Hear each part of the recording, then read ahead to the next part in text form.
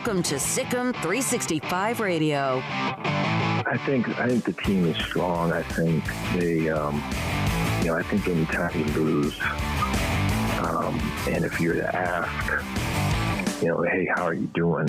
It's generally not going to be great, the answer that you get back. Sic'em365 Radio is presented by IdealMRI.com. High-quality MRIs for $497 or less. IdealMRI.com. Your health is important, so is your budget. Oh, that'll be a pick six. Heading the other way. Baylor's in the end zone. Touchdown. Second consecutive week for a pick six by Jalen Petrie. The 3 o'clock hour is sponsored by Waco Custom Marketplace. Meats, sweets, Texas treats, and a cut above the rest. 425 Lake Air Drive, Waco. Sliding. Throwing. Touchdown, Dallas. C.D. Lamb. Here's David Smoke, Paul Catalina, and Craig Smoke. All right, here we go. This Tuesday afternoon, 3 o'clock. Craig Smoke to my right, Paul Catalina to my left. Running the mothership today, Armstrong and Jack as well. I'm David Smoke, and we have the first hour, almost the first 35 to 40 minutes of today's show. We want your feedback, your opinions, your insight, your questions, your whatever. And it includes the story today that Tristan Clark, Baylor's big man inside, has announced his retirement. Tristan, of course, was injured back in January of 2019. The team was struggling, and right before they played Kansas, on the day they played Kansas, it was, I think, a Saturday morning, the announcement was Tristan Clark was out for the year. And he tried to battle back. He played a little bit last year, and he just couldn't get it done. And he was so classy about it. He played through pain. And today, the announcement that he is retiring. Baylor does have depth throughout their roster, we know. But your thoughts about Tristan Clark? And when I saw that, when I made what was one of those Q&As or whatever that Ashley throws out there, maybe it had been back when Jason King was still doing it, I said a lot of it, for me, depends on Tristan Clark. But they have depth. But what does this mean to Baylor men's basketball? Well, I mean, I think a lot of people, and I think Baylor was hoping to get back Tristan Clark to at least, 80% of what he was in his sophomore season, where he was fantastic and played really well for them and looked like he was, kind of a force to be reckoned with in the Big 12 for a few years to come. But now he's done, and they're going to have to. That means JTT is going to have to step up. That means Dane Danger, who's a freshman, is going to have to step up. That means that Flo Thamba, who, there were thoughts about, now that there's no red shirts, it doesn't matter, but there were thoughts that maybe they might have redshirted him this year. They're going to have to get more out of him because this is going to be, kind of a guard forward-driven team. They don't really have an established big guy. So those guys, we're going to have to see what they have from them very early on. I think JTT is going to be a guy that you obviously rely on down low quite a bit to clean up the boards and block shots and do things like that. I think it means a few different things. I think, for one, it kind of eliminates the stress for everybody involved surrounding Tristan as far as, his health and whether he's available, whether, he's feeling good enough or not. I mean, I'm sure that Scott Drew and staff would much rather have to go through the daily grind of medical work to ensure that he can play rather than not have him at all. But, I mean, at least that's something that there's no more what if. Like, hey, will he, won't he, where, there's no more of that. So, hey, we don't have Tristan Clark. It's not a matter of wondering about his availability going into. You think there might have been kind of almost a mental attrition about whether he was available from? I don't think for them necessarily, but I think maybe for the fans even. I don't know, for me, like, just strictly speaking, I would much rather see Tristan Clark play, but to know that he's just not going to be available is almost reassuring rather than wondering if at some point or not he's going to contribute. Does that make sense? Yeah, and so, absolutely. So that kind of is eliminated, and there's no more wonder about whether or not you're going to have him. So it eliminates that. You can move forward, and there's no asterisk. There's no kind of wonder if this is going to work out. And sadly, it means the end of Tristan Clark's, college basketball career. I mean, that's the biggest thing is obviously a young man who loves the game, worked hard to earn a scholarship, was a star 2 years ago. And, that's hard when you are getting all that attention and all of a sudden that attention starts to dissipate and go away and you're not the man anymore. And so I feel for him on a personal level. When he went down that morning of Kansas and they were down big, and I was like, man, they may not win another game or two. And remember, they fought back and they made a run and they got better in a way because they started to become much more guard-oriented. And you saw some of the youngins. He said that despite all the countless hours of hard work attempting to get my knee back to where it was before my injury, January of 2019, it's become clear that it's just not going to happen. Scott Drew today, and a lot of others reacted to it, national analysts, whatever. Thank you, Tristan Clark, for all the great memories on the court. There's no doubt you will be successful off the court. Baylor family for life.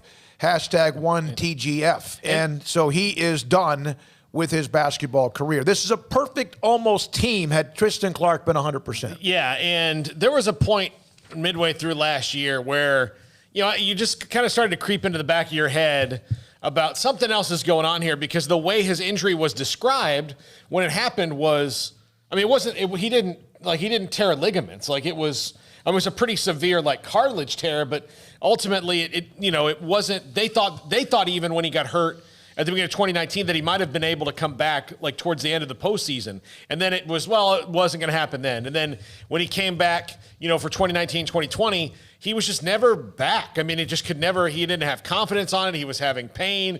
I'd heard he had to have it drained a couple times and and sometimes, man, you get that knee injury, and especially for big, tall guys. Cartilage injuries and all that, it can lead to infections and all these different things. And so it just wound up for him being something he couldn't get past. It's really sad because he had so much potential. Yeah, and they changed who they were when he went out. They had to become much more outside perimeter. Now, Mark Vidal can give you big inside because he plays so much taller. He's almost that body type, and the way he plays the game is almost like Barkley was or Wes Unseld were when it comes, and I'm not comparing them to either one of them because those are Hall of Famers, but the way they played much taller than they really were. But now someone has to step up, because one of the concerns, even when you have who you have back, and Butler and Teague and so many others, is that some nights the outside shot doesn't fall. And so you have to have some presence inside to be able to do what you need to do if, in fact, you're just having one of those nights. I hate it for Tristan Clark, and yet sometimes it's just harder for the bigger guys to come back from whether it's foot, or a knee injury or something to the lower extremity. So that's a tough blow, even though they are still a very really elite basketball team without it. Yeah, no, I don't think that too many in their preseason prognostications were making their picks of Baylor at number 1 or number 2 based on Tristan Clark necessarily, right? They were making that because of Jared Butler. They were doing that because of, Maceo Teague and guys of that nature, and maybe a little bit of Tristan Clark. But I think most people went into any previews with the thought in mind of, well, if he's healthy, he can contribute at a high level, and he's a nice bonus, but that's the question mark. And so, I don't think it changes too much of the expectations for this team, but certainly he was a piece that if he could contribute a little bit more than average, was going to be a nice little cherry on top of a pretty loaded roster. So right now, 254-339-1122, we'll have open discussion, insight questions. Who replaces Tristan Clark? One of the things is, remember last year, Freddie Gillespie took almost like all-conference level type year, remember? So they had him. They could rely on Freddie, who was also undersized but played larger, taller, bigger than he really was. He was a force inside, offensively and then again defensively at times as well. So who picks up the slack? Baylor's off week. If, in fact, you were on the coaching staff at Baylor this week, what would be 1 or 2 or 3 things that you would want to work on? There are some that are obvious, but maybe think outside the box. What would you accomplish? What would you need to accomplish, in your opinion, during this off week? And also, I had a Cowboys question for you. We haven't brought them up enough, and of course, they have been terrible. Paul, what's their record? They're 2-7. I want you to look at the NFC East remaining schedule. The Eagles, the Giants, Cowboys, and Redskins.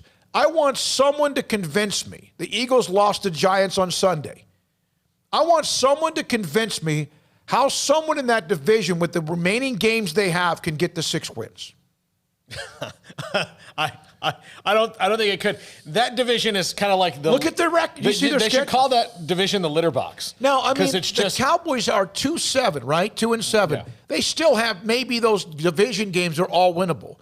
And I know the Vikings who won last night. First time Kirk Cousins won on a Monday night, beat Chicago. They're winnable. They lost to the Redskins. I know, and they were dominated by Washington.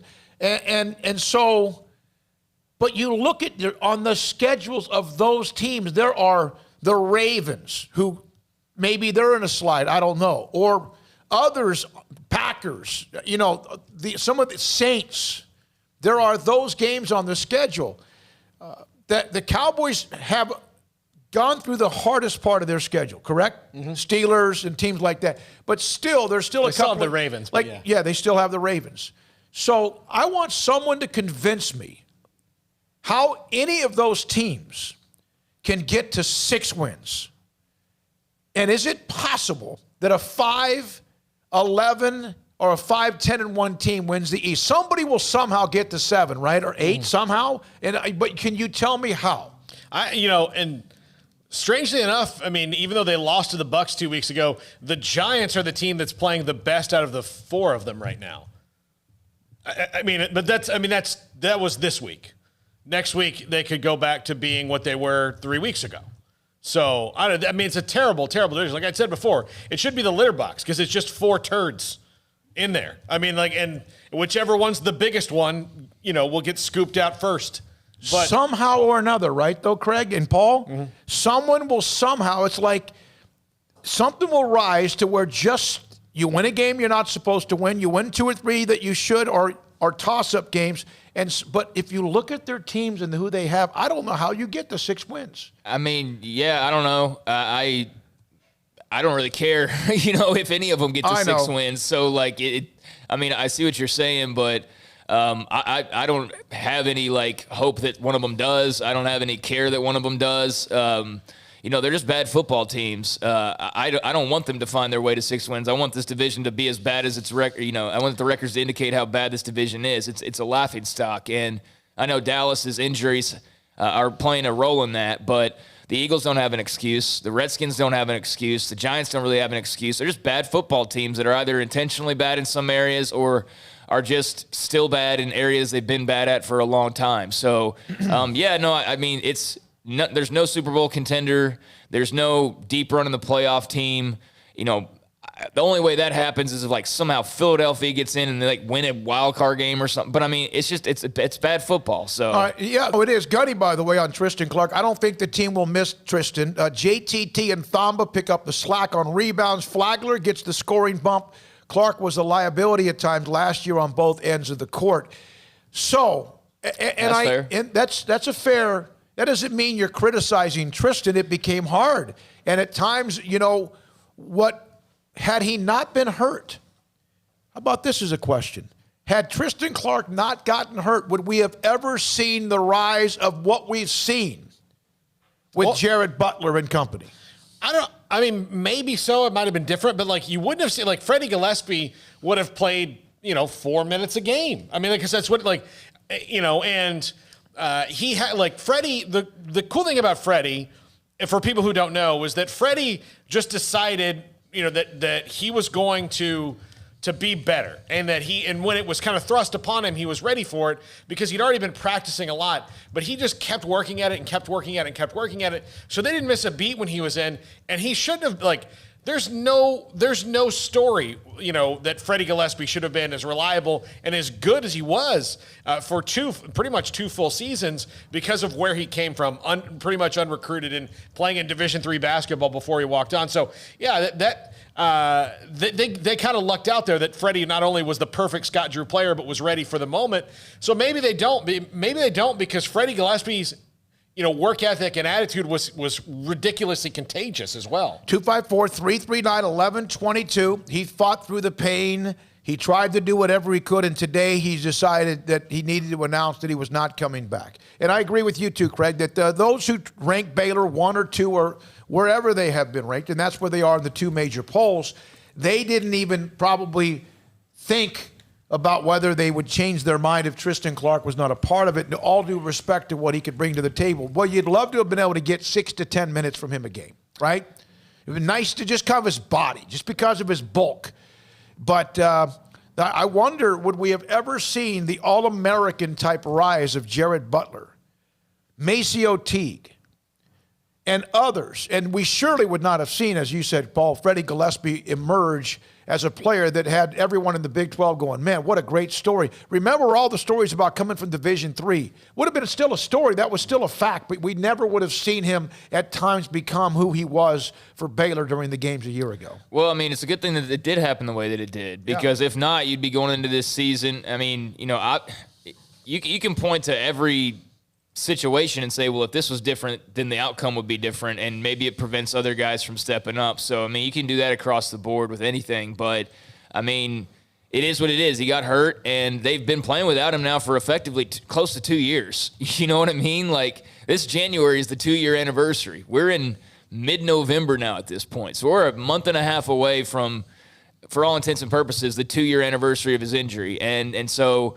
he wasn't going to make the same impact. He hadn't, and he would have been nice for, under 10 minutes a game or something like that. But it worked out for the best for Scott Drew and Baylor basketball. I mean, in a cruel sounding way. I'm not intending it to be that way, but it did allow for that maybe quicker than we would have seen. And now they're set up the way they are because those guys did get that time last year, and it wasn't based around Tristan Clark. All right, 254-339-1122. A few other stories today. The women's basketball team continues to have every day, it seems like, a preseason watch list. Nalissa Smith to the Naismith Trophy and Wade Trophy Award preseason watch list. Dejanay Carrington and Dee Dee Richards to the Naismith. We're already, let's see. On the Naismith watch list as well. I thought that news yesterday when Kim Mulkey mentioned that Dee Dee jumped into a defensive drill. That's part of me was like, God, please do. And then again, good that you're going to have to basically duct tape her for her not to eventually come back to play. Whether she could play at that same level, All-American level, Defensive Player of the Year level in the country remains to be seen. I'm completely confident that she can and will. Yeah, I don't know. With that injury. And without that knowledge, I mean, it's probably not fair to even make a guess, on whether it's too soon or whatever, because I have no idea what all goes into that. But, I mean, that's very encouraging news, obviously. And the quicker Dee Dee gets back, the quicker they'll be the Lady Bears team that we were expecting this season, because she was obviously planning on playing a huge role, including manning the point. So the quicker they can get her back, that's great. But obviously, whatever steps they have to take along the way, take your time to get it right. Because, like Tristan Clark, he got injured and then, something went hairy along the way and he just never was quite right again. I know this is a different set of circumstances, but do whatever you can to make sure Dee Dee can be Dee Dee moving forward, even if it takes a little while. Wichita State's men's basketball coach, speaking of basketball, Greg Marshall resigned. This was the abuse investigation that I forgot who launched this story. But he apparently, many different, at least allegations against him about what he said to certain players. Some cases just derogatory, some cases also racism laced, at least the allegations. Contract settlement. So he resigned. Allegations. I don't know how many of these have been proven, or again, if it's he said, she said. Well, they did a full probe of it, and mental, physical, verbal abuse. They did a full-on investigation of it and found that, he was doing some of the things that he was alleged to have been doing. He gets a check over the next 6 years. He'll get $7.75 million.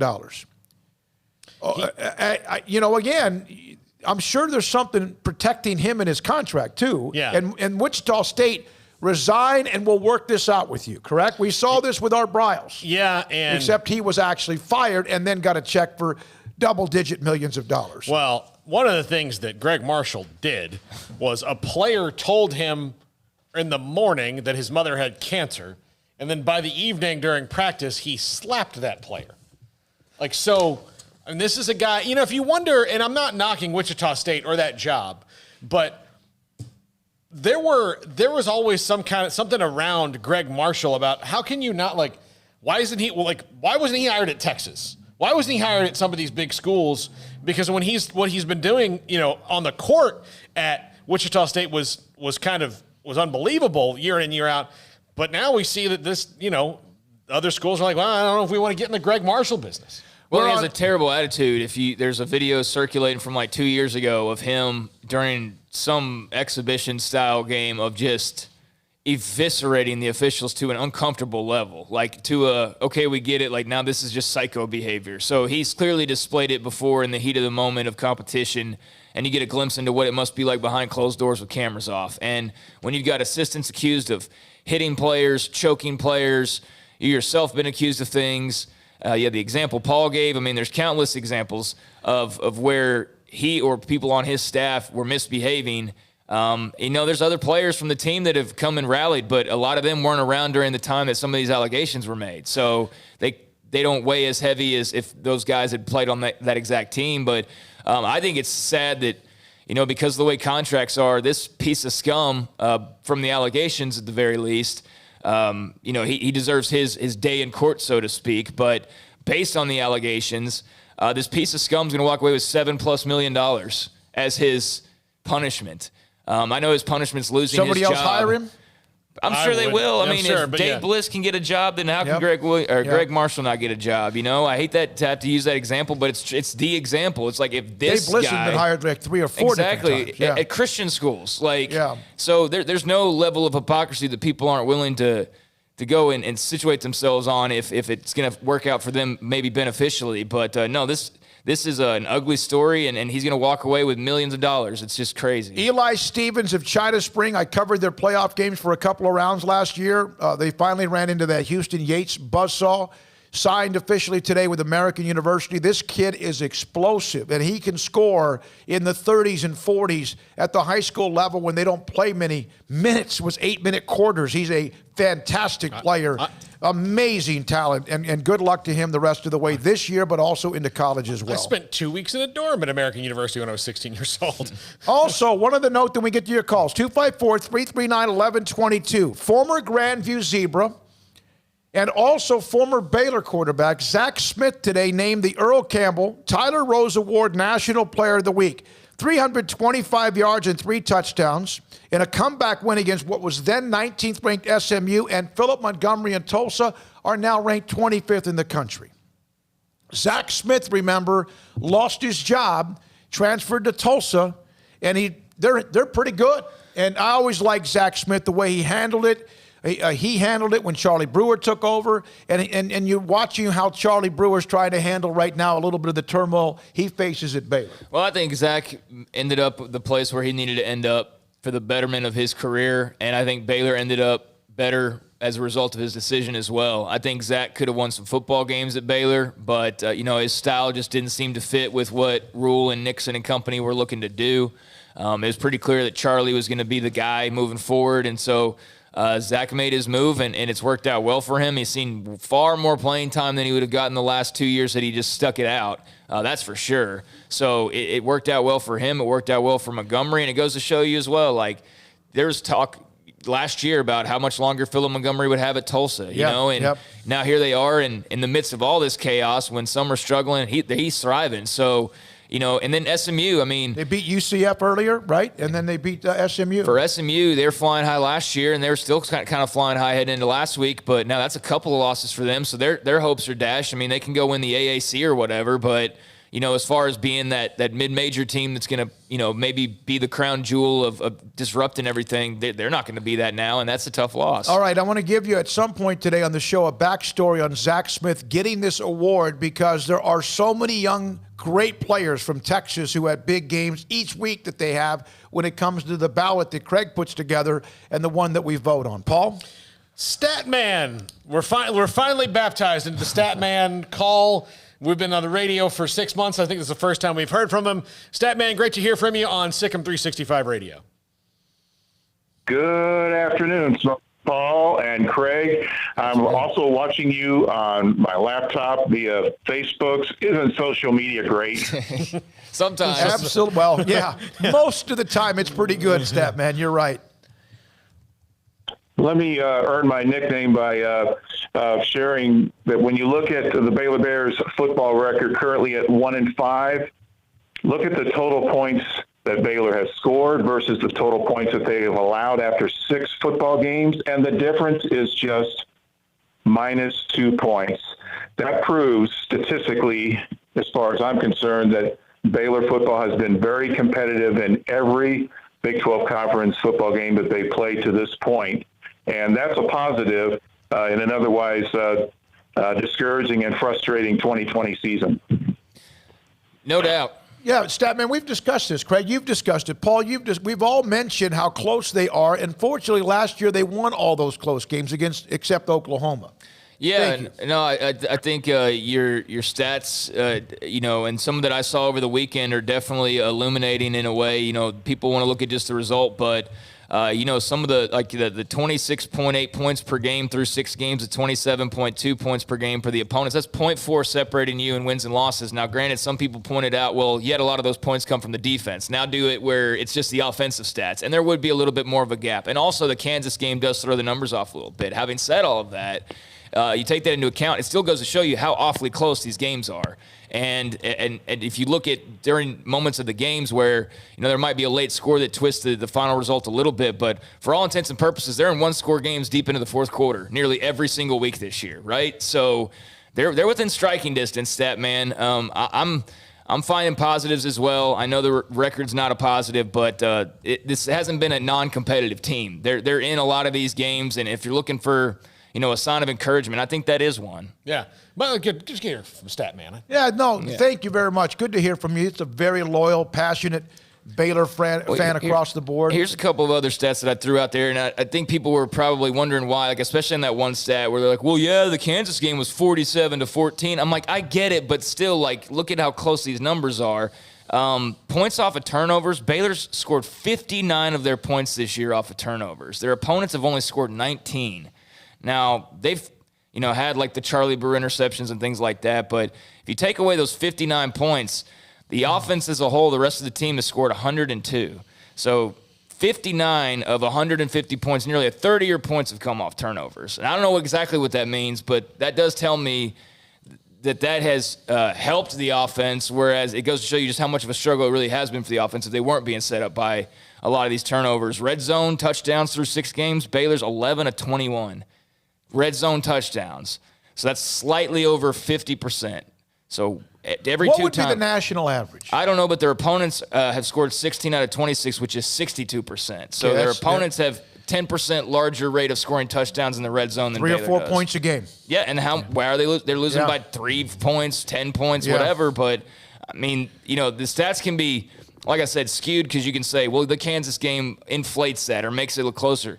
And yes, to an extent. But it counts. It's evidence. It still wins and losses and points. And when it boils down to it, you're 1-5, and your average is 26.8 points per game. And we know you can take 6 of that from the defense pretty much every week, and 6 of that's from field goals probably. So your offense is really averaging. Except West Virginia. Except for West Virginia. So your average is averaging 20 points a game, basically. You know what's interesting is I guarantee you, and I can't tell you who the team is, but last year Baylor won all of those games, Tech, Iowa State, among others, the close ones, and then lost a heartbreaking game against Oklahoma when they blew the big lead, and they still lost by whatever it was to them.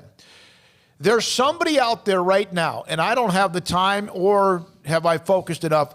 There are 1 or 2 teams, maybe 4 or 5 teams inside the top 25 that are winning 3 or 4 games already this year.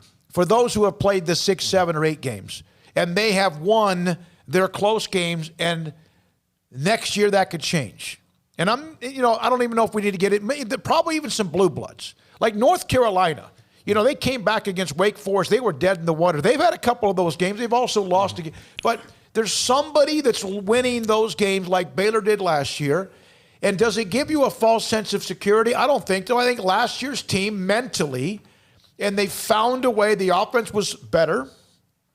The defense was better. And the special teams were better. So they won the close games. I think Auburn is 4-2. They should be 2-4. Well, Arkansas game for sure is the one that just completely the refs have been giving Auburn games. Mm-hmm. There's no reason Auburn Have you been betting on them? Is that why you know? I mean, have you won a little bit or lost a little bit there, Arkansas? No, I haven't been betting. I have a brother who went there, so I keep up with them. Oh, okay. But they should not be 4-2 right now. Okay, there you go.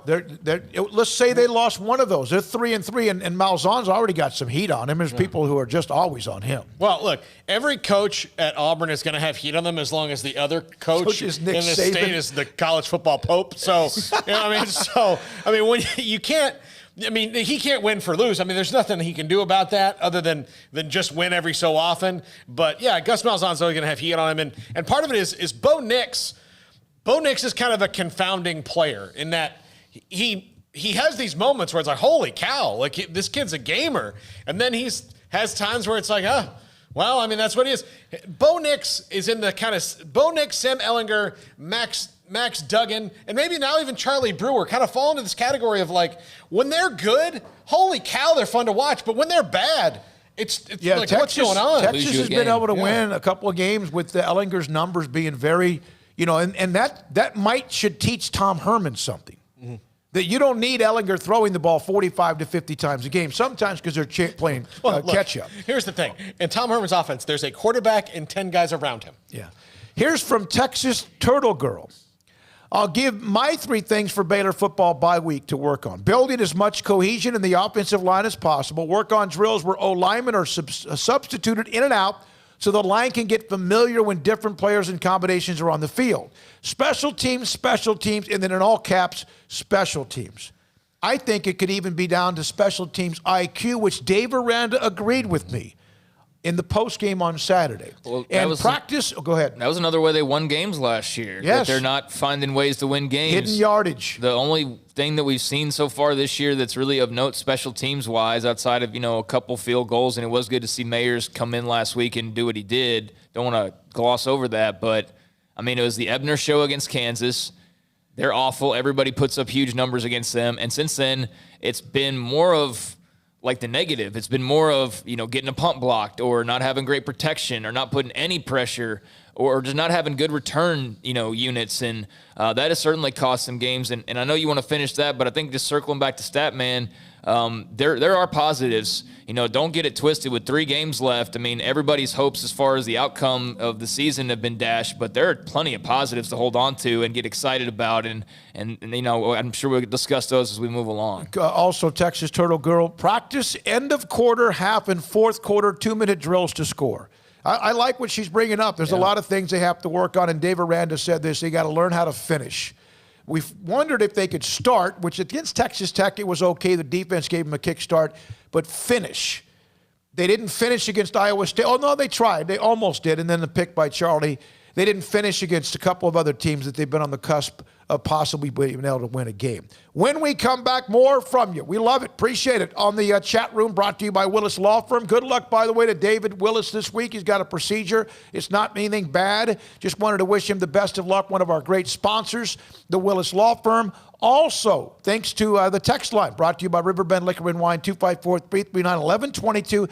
That is your number as well. If you call or text today, and we'll have another open line segment around 4:30.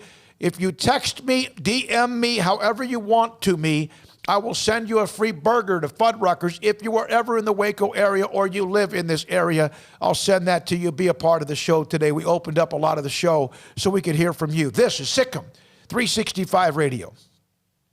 Pickup Outfitters and owner Jay Arrett. Pickup Outfitters with what you can do to help spice up what you need when it comes to not just your pickup truck, but also your SUV and even your minivan. Pickup Outfitters has bed covers of every style and all the colors you need that match the color of your pickup truck, so you can cover up whatever you have in your pickup bed to protect it from elements, from even eyeballs, to see, hey, what do they have in there? Pickup bed covers, they have lay-in and spray-in liners to protect the pickup bed from being damaged as well. You may say, well, pickups are kind of supposed to be rugged and all that. Well, you can still help protect the bed with those liners, with lay-in or spray-in liners. If you want something new when it comes to grill guards or even the possibility of something with a bumper, bump steps and more, how about when you open up the door, if it doesn't come with this, if you have one of those taller SUVs and or pickup trucks, if you didn't have this when you bought it, they can even get where those stairs come out, so allow you little steps to get into the in front, inside your passenger and or the driver's seat of your pickup truck. Jay Arrett and Pickup Outfitters at CreateACommotion.com at 220 Lake Air Drive in Waco. Boots add protection. Good boots help you climb better and move forward faster. And when your son or daughter steps into the boots of a U.S. Army officer, they also learn how to lead. In these boots, they'll gain more confidence with expert training in one of more than 150 occupational specialties. In these boots, they'll stand a little taller and lead a team with diverse backgrounds and areas of expertise to successfully accomplish whatever challenge comes next. In these boots, they'll earn respect with valuable experience from day one that will give them solid footing for success into the future. Highly qualified candidates who earn a spot on our team can receive comprehensive health care coverage, college tuition assistance, and a bonus of up to $40,000. See all the things your son or daughter can achieve in our boots at GoArmy.com. U.S. Army Waco Recruiting Company, 254-598-8131 or 254-776-1543.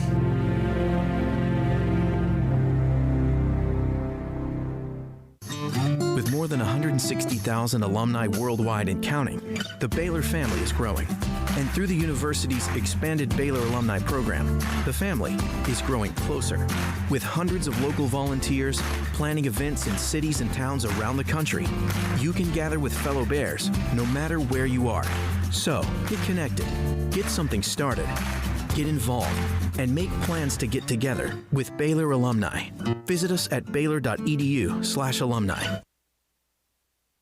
One size fits all. That may be all right for an adjustable belt or cheap sunglasses, but when it comes to your financial needs, no one wants a one-size-fits-all strategy. Ben Erlinson, your Edward Jones financial advisor, knows that his most important goals are yours. That's why he takes the time to understand your needs, knowing you. That's how Edward Jones makes sense of investing. Ben Erlinson, 100 North 6th Street in Waco, 254-759-8533. Edward Jones, member SIPC. At Ideal MRI, we feel blessed to be part of the Waco community. We're a small family business here in Central Texas. At times like this, the cost of healthcare has never been more important. And unfortunately, significant illnesses and injuries still occur. And that's why Ideal MRI is open and here to serve you through this difficult time. So if you need an MRI, ask your doctor about Ideal MRI. You can schedule online in minutes at idealmri.com or call 833-IDEAL-MRI. Dodge Performance from Allen Samuels. Dodge, ranked highest in initial quality according to J.D. Power. Get remarkable Dodge incentives like up to $5,170 in values on new 2020 Charger SXTs, America's most affordable third-row SUV. Dodge Journey has employee pricing for all, and both Charger and Journey have no payments for 90 days. The Black Friday sales event, now at your friend in the car business, Allen Samuels. Let Camille Johnson Realtors guide you seamlessly through the process of buying your dream home or selling your current one. Commercial, farm and ranch, or residential, Camille Johnson Realtors can smoothly and successfully lead you through any transaction. With a team of 28 experienced agents who are excited about serving you, Camille Johnson Realtors services the entire greater Waco area. If you're in the market to buy or sell, contact Camille Johnson Realtors, 104 Midway Center in Woodway, or find them online at www.camillejohnson.com. Camille Johnson Realtors, elegant, charming, warm. Welcome home. This is Sic'em365 Radio. Text us at 254-339-1122. The Sic'em365 Radio text line is sponsored by Riverbend Liquor and Wine, with the most extensive variety of craft beer in Waco. A hidden gem on Lakeshore Drive and 19th Street. Sic'em365 Radio. Paul Catalina, Craig Smoke, David Smoke. We have Jack and Armstrong running the mothership. A couple of comments about the Tristan Clark story that came in some of the threads today. I hate to see it, but completely understand. Thanks for everything. Tristan, once a Bear, always a Bear. One said 2020 just keeps on getting better. One is, that's a serious shame. I'm really happy for him. He's going to get his degree. Also, always seemed like a great dude. The outcome was somewhat inevitable, in my opinion. He was not the same post-injury and showed no real signs of progress. It's a damn shame. I'm very interested, and I'll ask him tomorrow when he's available to us about his future career path in sports psychology, which is a burgeoning field. It is, because for many years, nobody kind of cared about anybody's mental, like it was, his mental thing. Well, he's not in there. Nobody did anything about it. And it's something that people should be thinking about and taking seriously. I'm fascinated. I'm really fascinated about the yips. I would love to read a story on, a study on how people get the yips, or how it is dealing with being a big time athlete. Those are all things that I don't think we ever really think about. King McClure does a podcast, the King's Court podcast, and I was helping him produce it the first year he did it. And he did one with Jared Butler and Freddie Gillespie about life as a college athlete. And it was one of the most interesting things I've ever heard, to hear three college athletes talking with each other about what their life is like. And we don't see that as a fan. We just see you play ball, you make me happy, or you play ball and you make me sad, but we don't think about the human beings at the center of it that often. And I think Tristan Clark, with his experience, can really bring an interesting perspective to that field. I think King McClure can himself, because of what he dealt with. I forgot who it was, but it's Mark Vidal. Have you noticed some of his posts about depression and about making sure you're always in contact, make sure you understand what people are going through? Mark Vidal has been posting quite a bit about that whenever I've seen him put something up on social media. And I don't follow a lot of the players, but I do notice that he's up there, and I have followed Mark Vidal on Twitter. Yeah, I haven't necessarily taken note of those specifically, but sports psychology, just mental health, I'm glad that mental health is getting the time that it deserves nowadays, whereas it used to be a bit taboo. And if you weren't feeling right all the time, or maybe you were a bit depressed, something was wrong with you, and it was a you issue. But I think we're all opening up now, and maybe breaking the walls down a little bit and realizing no, everybody's kind of going through something, and not everybody's just great or what they appear to be when you see them at work each day or what have you. So I'm glad that we're having those kinds of conversations, certainly with athletes and the extra stresses and pressures that they face. And especially at the college level, when you're also doing the academic side of things and you're not going home to your mansion or jumping in your Lambo after practice like in the pros, where you have a lot more freedom, it'll weigh on you. And especially during this stretch, it's weighing on everybody. And that's good that somebody's out there promoting it and being positive about it. When Dede Richards on November 5th, this is under Mark Vidal's timeline, I'm hurting mentally, spiritually. Remember, we mentioned that. He goes, you're not alone. We got you. Me and Kalani Brown a call away. What mental health needs is more sunlight, more candor, more unashamed conversation. When people reach out to you and people try to talk, stop shaming them and making them it seem like mental health is this fantasy made up in their head. And also, recently, this is the one that I saw that kind of caught my attention. Check on your people.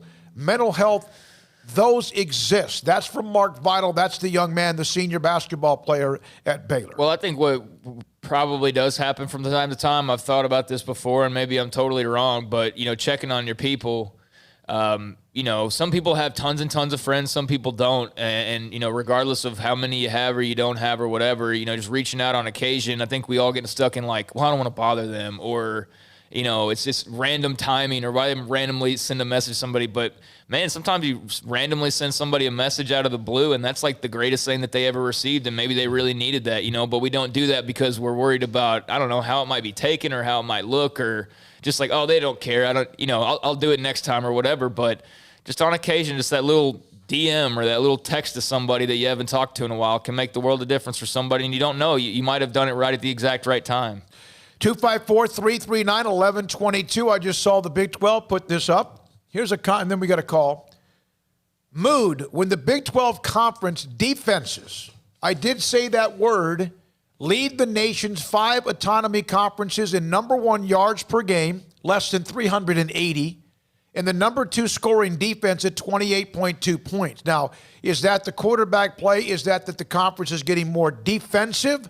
Or is this just a year where they aren't as dynamic? So bottom line is the numbers show where they are 2/3 of the way through the season. I think that's complete bupkis numbers. I know what the numbers say, but that is totally related to bad offenses. And I was thinking about this with Phil Bennett on yesterday, and then I pulled the question back and thought, let's see another week of football, and then maybe I'll ask it next week. But you look at where a lot of the scoring offense is happening now in the SEC, who are the coaches there? It's Lane Kiffin, Jeff Lebby, Kendall Briles. It's all these former guys who were doing big things in the Big 12. Not Lane Kiffin, but, that Baylor offense is now spread. And, you still have Lincoln Riley at Oklahoma, but I just think the Big 12 offenses are looking terrible because they're not that good anymore. I think that the talent has taken a step down. I think the biggest issue is the offensive lines across the conference have taken a step back. If you look at any of the teams right now that are good, everybody's pretty much got a suspect or average at best offensive line. I think bad O-line play and a departure of a lot of those brilliant coaches that were tearing up the league to other places has had a huge impact on the Big 12. Oklahoma State used to be hair on fire. Mike Gundy's team is winning now more with their defense, and they have stars on offense. Neil Brown hasn't exploded at West Virginia. You thought he might. They're playing and winning with their defenses. Paul, do we have a call? Or did you have to get we're having a rebooted? technical issue right now, so. Like that's not allowed. Well. And Craig, I agree with you that there has been a step back. I also think, though, that what Matt Rule was able to do at Baylor, what Kleiman's doing at Kansas State, and what others are doing, yes, still the best team in the comp. We don't know, is it Iowa State? Is it Oklahoma? Is it maybe Texas in 3 weeks? I don't know who it is. And I'm not trying to overlook Kansas State or West Virginia. But, yeah, Texas Tech, no matter if you beat them, you were going to have to score 45 or 50 points. And same thing against Baylor. And they're not very good. Baylor's offense obviously is struggling dramatically as well. And Oklahoma State's not putting up huge numbers. When we saw if they were going to be good, you had Sanders another year. Then you had, of course, the running back in Hubbard. And then you had the great wide receiver as well, Tylan Wallace. And they've done some things, but they haven't been explosive week in and week out. Is that the defense or is that the offensive line or is it the fact that the conference has changed? I mean, I think it's both, but I think it's as much bad offenses as it is really good defenses. I don't think the offenses who are scoring 50 points a game suddenly, forgot how to play football because the defenses are so good. I mean, there was definitely a turning of the tide, especially last year, but I think it's as much, lack of practices, lack of build-up, lack of this and that. But I think the O-line talent has gone down in the league. It's difficult to find O-linemen for everybody. Is that because everybody in high school is running the spread? I don't have any idea on that, but I just know that the O-line talent's not as good, and that it's harder and harder to try to piece together an O-line. Look at Baylor for evidence of that. TCU's O-line's not that good. Oklahoma State's O-line's not that good. Texas Tech's O-line's not that good. Texas O-line's not that good. I mean, you can go down the list. K-State's offense stinks. These aren't just good defenses. These are also just average at best offenses, I think. When we come back, high school football will focus in on China Spring and Lorena. They're both playing. China Spring off the huge win against Jasper. Lorena just absolutely rolled in their opening game as well. And at 4 o'clock, former Baylor defensive lineman and tight end Trevor Clemens Valdez will join us at 4 o'clock today. There is no Mac Road segment today. They're in a constant, almost all afternoon long administrative Zoom meeting, so he's not available today. But we'll get him back either later in the week or again next Tuesday at his normal time. This is Sic'Em365 Radio. Richard Carr, Buick GMC Cadillac, they've got the holiday savings event going on right now. And, man, I'll tell you what, Richard Carr, since we started this show like 6 months ago, it's gone from great sales deal to great sales deal to great sales deal. And now here we are getting close to Thanksgiving. It's the holiday sales event, and that means that it's not only the most wonderful time of year, but it's also the time of year to save big on all remaining 2020 vehicles in stock and also save on incoming 2021 GMC Sierras. Sierra is a truck with it all: power, first-class seating, unbeatable technology. During Richard Carr's holiday savings event, qualified buyers can unwrap $8,000 off of a 2021 GMC Sierra Tex Edition Crew Cab at Richard Carr. If you're looking for a top-of-the-line midsize SUV, save $7,000 off of GMC Terrain, save $7,500 off of Buick Envisions. Test drive both today and save big today at Richard Carr. If you're looking for a compact SUV, we got the new 2020 Buick Encores for only $18,950. That's over $5,000 in savings on the top-selling Buick Encore. And the ultimate gift this Christmas is a Cadillac. You can save $3,000 and get 0% financing for 72 months on most Cadillacs in stock, including the XT4, the XT5, and the XT6. And at Richard Carr, they love their healthcare workers, military, and first responders. Right now, all of these valuable community heroes will get GM supplier pricing on all cars in stock. And for every car truck sold now, Richard Carr will donate a new bike to Toys for Tots Waco. So you'll get yourself a great deal, get yourself a lot of money off, and you'll also contribute to giving a kid a bike for this Christmas. It's a holiday sales event at Richard Carr. Get there now. Go to richardcarr.com or have them bring the test drive to you. It's the heat of the summer, but the real heat is what you're cooking on the grill, smoker, or in the oven. So Waco Custom Marketplace can be your go-to playmaker for summertime grilling. You can't go eat anywhere else? Be your own chef with custom-ordered and cut ribeyes, sirloins, fillets, New York strips with a focus on high-quality beef at a competitive price. Waco Custom Marketplace also has fresh deli cuts with sliced turkey, ham, pepperoni, or corned beef. Waco Custom Marketplace also your home for the freshest seafood in town. Salmon, shrimp, mahi-mahi. Great priced chicken products, whole birds, tenders, chicken breast, and wings. Waco Custom Marketplace with smoked items unique to Waco. House-made bacon, summer sausage, boudin, hot links, and German sausage. Every seasoning for every occasion, grilling, baking, or frying. Your hometown grocery store with canned goods, pasta, fresh baked bread, buns, chips, sauce, condiments to pickles, charcoal and lighter fluid, cold beer and wine. Best kolaches in Waco, mouth-watering cinnamon rolls, and here for the community every single day, helping you avoid the long lines in crowded stores, serving quality products to the Waco community. Go online for the weekly value boxes. Family owned and operated Waco Custom Marketplace, 425 Lake Air Drive in Waco, or WacoCustomMarketplace.com. Riverbend Liquor and Wine has their easy-to-access drive-thru open and convenient and clean in-store location on the corner of Lakeshore Drive and North 19th Street in Waco. Riverbend Liquor has the best and most extensive variety of craft beer selections in Waco, and Balcones whiskey, including single malt, pot still, baby blue, rye, brimstone, and the all-new Lineage in stock. Riverbend Liquor and Wine, family-owned and operated, and a hidden gem in Waco on Lakeshore Drive and 19th Street. And find out more on Facebook and Instagram. Texas board-certified personal injury trial lawyer and Baylor alum David Willis and Baylor alum Parker Willis are ready to help if you or a loved one has been wrongfully injured in an auto accident, SUV rollover, industrial accident, 18-wheeler crash, or were seriously injured by a defective product or recalled drug. Call them for a confidential and free case consultation at 1-800-GOT-HURT or visit them at texastriallawyer.com, principal office in Houston, Texas.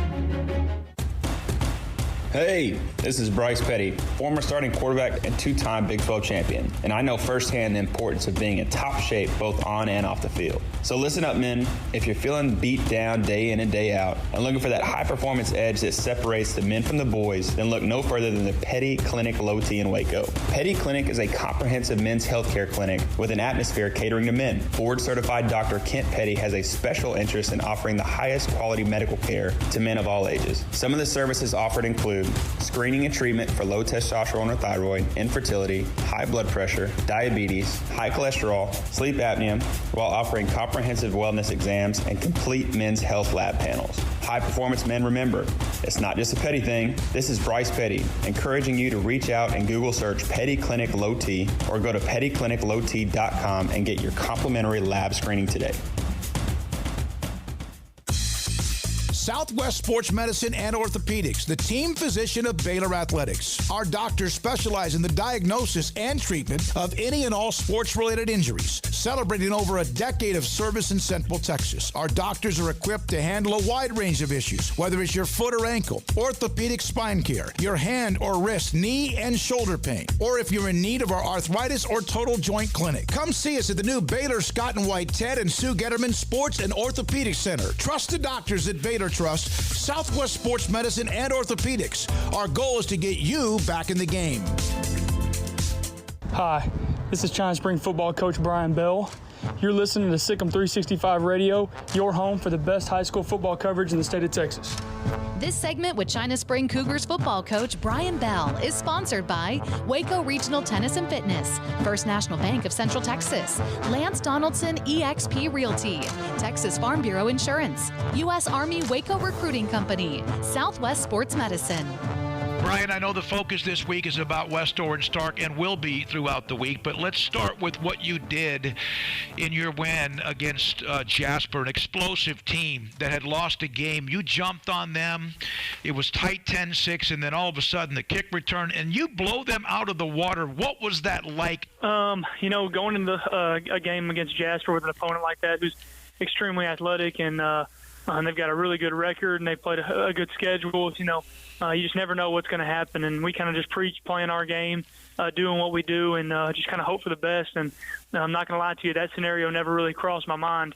I thought it'd been a lot tighter ball game than that, and so the ball just kind of bounced our way in a couple different times, and our kids did a really good job of running with the momentum and making the most of it. So I was really proud of them. So now that launches you into the game with West Orange Stark, the region, obviously Salado, the district champion that you've played already, Carthage, West Orange Stark. Everyone knew that it would be, it would be very difficult, and you've already gotten through one of that with the win against Jasper.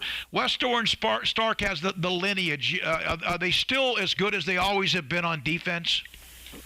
Oh, no, without question. I think the most points they've given up on defense this year is 8 points. So we've got our work cut out for us. They're a really good defense.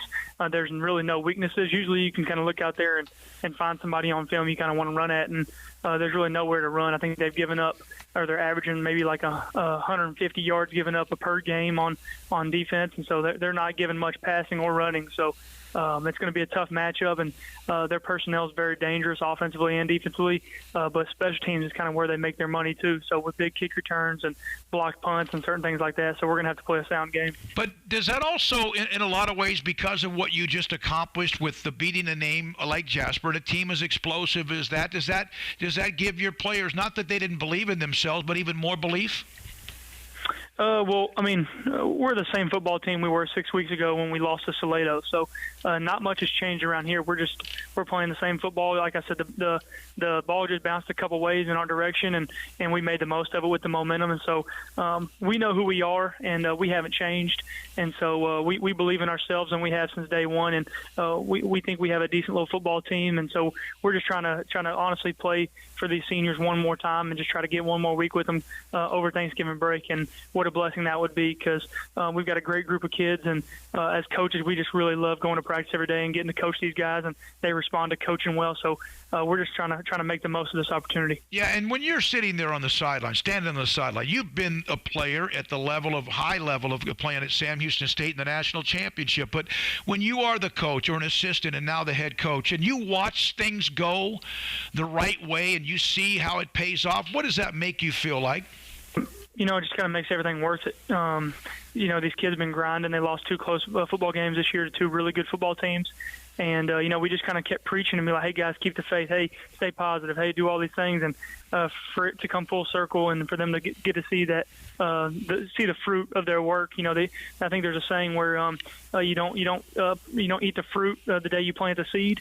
And so it was really cool to see them get to experience some fruit during their football season, especially the seniors this past week. Hi, this is Ray Biles, head football coach at Lorena High School, and you're listening to SicEm365 Radio with David Smoke, Paul Catalina, and Craig Smoke. This segment with Lorena Leopards football coach Ray Biles is sponsored by Texas Farm Bureau Insurance, U.S. Army Waco Recruiting Company, Southwest Sports Medicine. Playoffs week 1, Coach, you get the win, a big one over Bowling, 54-14. We talked about this a little bit last week, but you guys have kind of been in playoff mode in your district all year long. Did you see that week 1 that they didn't really need a transition into getting geeked up for a playoff game? Well, absolutely. I mean, we had a tough schedule going in, and we lost the second district ball game. So at that point in time, you get your back against the wall, and the kids have to understand what's at stake every time they walked out, and they had to play well. And I thought that was a lot of carryover into last week's ball game. But the other thing is we talked about when the season was over, it's a 6-week season now. You got to go about this postseason thinking we've got 6 weeks to play, and now we have a 5-week season because we won the first one, and you just take it 1 week at a time. But you've got to look at the long stretch. Otherwise, I think the kids kind of get fatigued, wondering when is this all over. But we're trying to get them to understand it's over in December. That's when we want it to be over. So anyway, but no, to answer your question, absolutely. I think it helped a lot. You've got a mature team that's kind of ready to go at kind of the drop of a hat, it seems to me, especially after everything everybody's been through this year. But your team seems to have handled it really well. As you go forward, getting ready for a team like Crockett or doing the film, the little things, do you see that your team kind of enjoys the process? Absolutely. And that was another thing we talked about. We still having fun, and can we get better? Those are questions that we answer every day. Are we going to go out there to get better today or just get by? And are we still having fun about what we're doing? Are we excited about the opportunity to play football? And, when you go back to the summertime and we didn't know if we were going to have football, to be where we are now is a tremendous blessing. So, we talk about that quite a bit with our kids and the opportunity that we have to continue to play and to play well. So, it's on everybody's mind what we have to do each week. You got Crockett this week. You're playing that game in Madisonville, I believe, a place I was just there. It's a fantastic stadium. What do you see from Crockett? Very athletic team, Paul. Skilled kids. They've got speed all the way across the board. A quarterback that's a dual threat. He can pull it and run. He can throw the ball very well. Has a good deep ball. So, and they've got guys that can go. So, we're going to be pressured on defense to contain them. We've got to force them to snap the ball again. Keep the folks in front of us and don't let anybody get away from us. If we give up home runs, we're going to be in trouble. And defensively, they're going to bring pressure. They face out of a 3-man front, but they'll bring a lot of pressure with the backers, and our guys are just going to have to. We've got things that we can do to it. We're just going to have to be aware of what's going on and read our keys and do the right thing. You get into playing teams from East Texas, Coach, and it's never a chalk it up win, is it? No, never. I mean, because the athletic ability, those guys, like I said, they've got cats that can go, and so it's going to be a challenge for us, absolutely. Texas Farm Bureau Insurance in McLennan County takes pride in backing Central Texas football. Our agents would like to help with your insurance needs. Call 254-772-8090 for an agent near you. Stepping into the boots of a U.S. Army officer can add confidence and leadership skills to your son or daughter's career path. See all the things they can achieve in our boots at GoArmy.com. U.S. Army Waco Recruiting Company, 254-598-8131 or 254-776-1543. Bird Culchin Ford has been in Waco since 1936. Ford, the #1 selling truck in Texas, 43 years running. And Bird Culchin Ford proudly supports high school football in Central Texas. And no better way to tailgate with a Ford than from Bird Culchin Ford. And are there better vehicles to tailgate with than the Ford F-150 or the Ford Expedition? And of course, you can get them new pre-owned Bird Culchin Ford. Our sponsor of the Ford Tough Player of the Week, locally owned dealership. Online at bkford.com at 1701 West Loop 340 in Waco. Bird Culchin Ford. From the first workout to the last practice, sports is an incredible challenge. Hi, this is Dan Ingram with the First National Bank of Central Texas, and we're proud to support each athlete, every parent, and our educators. From families, small businesses, to the biggest industry, we're here to help. With remarkable products like instant issue debit cards free at all of our banking centers, we've got banking ideas that fuel big dreams. The First National Bank of Central Texas. Familiar faces making local decisions. Member FDIC, Equal Housing Lender.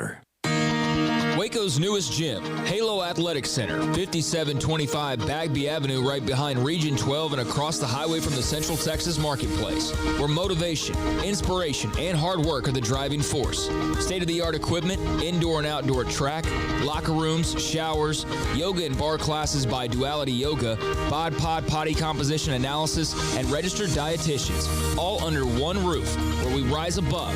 Come join the Halo Athletic Center and be a part of the change, your change. MP Electric has developed a quality-oriented electrical contracting service in more than 20 years in the industry. Led by President Mark Perry, our electricians go through a 5-year apprenticeship program, are licensed by the state of Texas, and getting continuous education annually upon renewal. In great part, the success of MP Electric lies with its management and professional expertise of its employees. All of our employees share a dedication to quality and commitment to serving the needs of our customers. For new construction and remodels, parking lot, lighting and surge protection, landscape lights, security lights, troubleshooting and repairs. For industrial manufacturing, food and beverage, paper and publishing, heavy industry, cement and rock crushing plants, water distribution plants, and utilities. For 20 years, MP Electric has serviced industrial, commercial, and residential products. We do service right. MP Electric Inc. at 1890 Galaxy Road, Waco. MPElectricUSA.com. Welcome back to SicEm365 Radio. The 4 o'clock hour is sponsored by Boozer's Jewelers, the wedding ring store, specializing in custom jewelry and repair, all in-house. Oh, that'll be a pick six. Heading the other way. Baylor's in the end zone. Touchdown. Second consecutive week for a pick six by Jalen Petrie.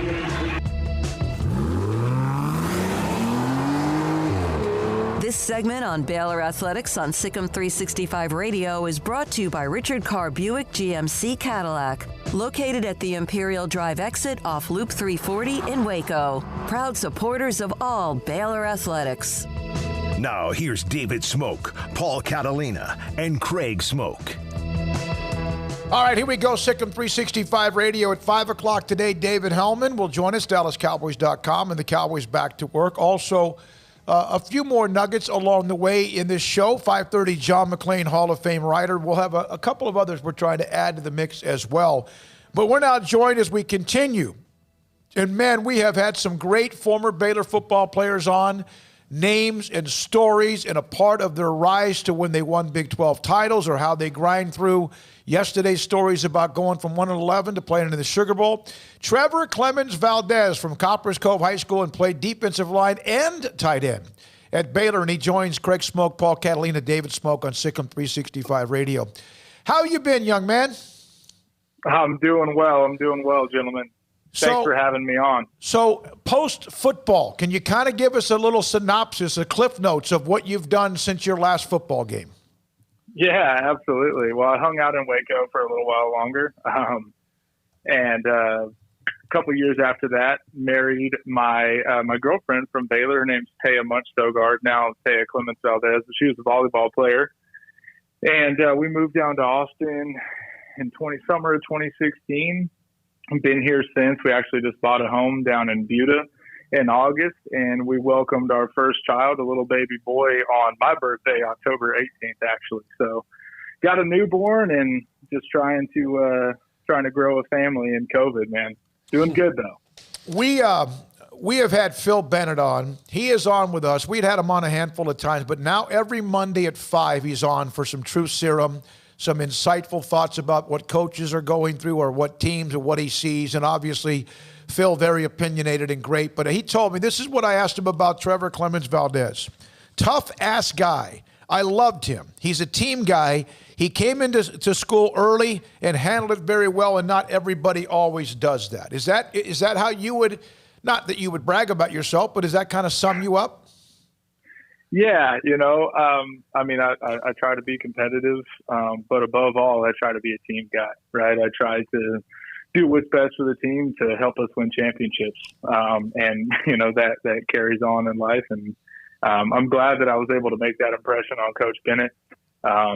When I came in, I was actually recruited by Coach Norwood when he was the defensive coordinator. And first day on campus, I think, David, you actually called me and asked me how I felt about Coach Bennett and if I had heard the news about him being our new defensive coordinator or not. And I hung up on you and called Coach Acuff right away because I hadn't heard the news. But no, Coach Bennett is a fantastic man, and I am incredibly humbled to hear his synopsis of who I was as a player and hopefully how he thinks of me as a man.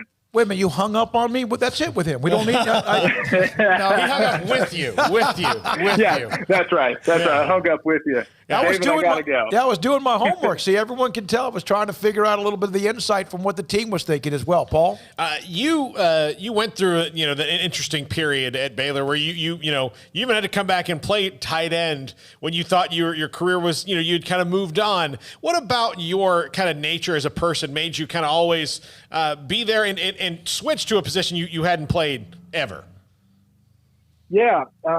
We had blood, sweat, tears, and everything else poured into that team right when I came in 2011. And when I got the news that the organization was not going to continue on my scholarship going into my senior year, I stopped and I took an assessment and I said, I've poured too much into it with these guys to just walk away. We got a shot at doing something really great here, and I want to be a part of it, right? And above all else, having 2 degrees from Baylor University was incredibly important for me. So immediately got to work and figuring out how I could continue to be a part of the program. And went and talked to Coach Bennett. Obviously had a conversation with Coach Bennett and Coach Bryles, but right after that went and talked to Coach Bennett and started to talk about how I could continue to be around and add value. And so kind of brought me on just in the film room, donating my time basically and trying to help our guys out on the field. But, you know, I grew up an Army brat. My dad retired as Command Sergeant Major at Fort Hood with 26 years under his belt. And every time that I would get in a predicament in my life, he kind of looked at me and said, well, you going to give up? Like, no, it's not an option, right? You set your mind to something, and my mind was set on having 2 degrees from Baylor University. And, we had a lot of stuff go on my senior year, as I'm sure all the listeners know. And I was actually sitting out in the dove field with 2 of my best friends and, got the news that we had lost another player due to some off the field issues. And right there in that moment, I texted Coach Bryles and I said, Coach, I'm here. I'm ready. Whenever you want me, I'm ready to come back and do what I got to do to help us win football games. And he called me about 2.5 hours later and said, you serious? I said, 100%, Coach. He said, okay, we'll come in the morning and let's start talking about how we do this. And so I started the paperwork, got my physical again, got everything ready to go. And we were actually getting ready to play, I think, our first home game that year in 2016. Somebody refreshed me of who that was, but we were in the meeting room there at the Hilton, and I wanted to ask the team before I came back. Right, I wasn't just going to assume, because I missed summer workouts, I missed fall camp, I missed all that stuff. Right, I was a coach, I was there, I was still grinding, still out there sweating with them still apart, but I wanted to make sure that they were cool with me coming back. And as soon as I got up there and asked, I mean, the room just erupted. Everybody ran back up there, happy to have me back. So it was a huge charisma booster for me, and it made me go back to what my dad always raised me on: is like, you going to quit? No, you're going to keep going, and made it happen. It was an absolute blessing. That first game, you said the 2015 or 2016 year? 2015 is what it was, actually. First home game. 15? Yeah, 15. So SMU would have been, I think, what game you're referring to there. Yeah. And then, because we played Tech next, right? That was the last time we played them in Dallas, I think, or one of the last times. Yeah. That was my first game back, was Tech at Jerry World. So, you brought up something that sometimes you're right. When players skip out, in this day and age, players can leave and come and go, but you didn't go, not that you weren't there, but to go through that off season. There was, if you were around, remember Javonte McGee, the big star defensive lineman out of San Antonio, and maybe one of the highest defensive lineman recruits in the Bryles era. He was dripping with talent, but he had a lot of things he was dealing with back in his hometown. And I remember that he missed some time. And I remember asking Bo Blacksher about Javonte coming back to the roster, and he gave me a stare because without saying too much critical about a teammate, it was like, he's been gone while we've been busting our you-know-what. And that's something that you wanted to ask your teammates. That's pretty cool that you thought that far ahead. Yeah,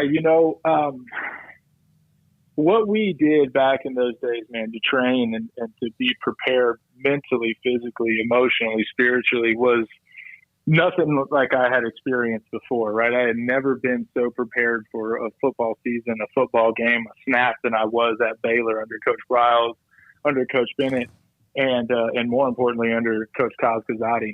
And knowing what those summer workouts are, knowing what those fall workouts are, and knowing what each and every player puts into those workouts, I wanted to make sure that it wasn't just, again, assumed that I was going to be allowed to come back, because I didn't share that, right? I was a leader on the team before, and I always had a position group. I always had guys that were looking up to me, and Coach Kaz, appointed me as the team captain, and that all got stripped away, right? And to just assume that you get to walk back into your prior glory, I think is something that a fool would do. And I wanted to make sure that although those guys were still my brothers, I wanted to make sure that I had their respect between the stripes.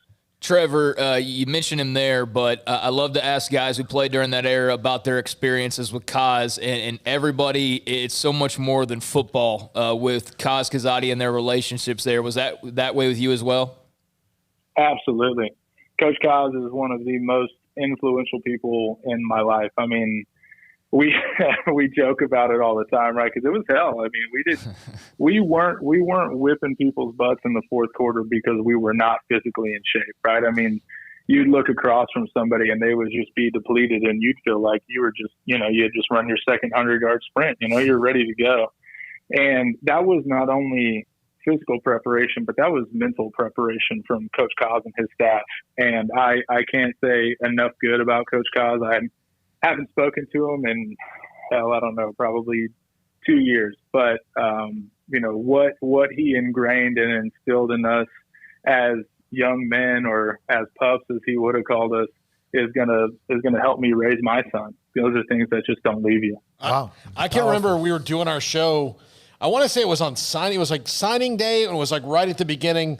It kind of coincided with we were at the indoor facility. Spring drills. It was the first day of spring drills, and there were some players that had fallen by the wayside of Coach Kazadi, and it was towards the end of our show, and he was doing these drills in the end zone, and he walked up to us and said, "I don't know if you guys want to watch this. It's going to get bad." He was making guys push these big, huge weights across the goal from one side of the end zone to the other, not from the 10 yards, but the 53 1/3 yards, I think, because they had fallen out. You're right.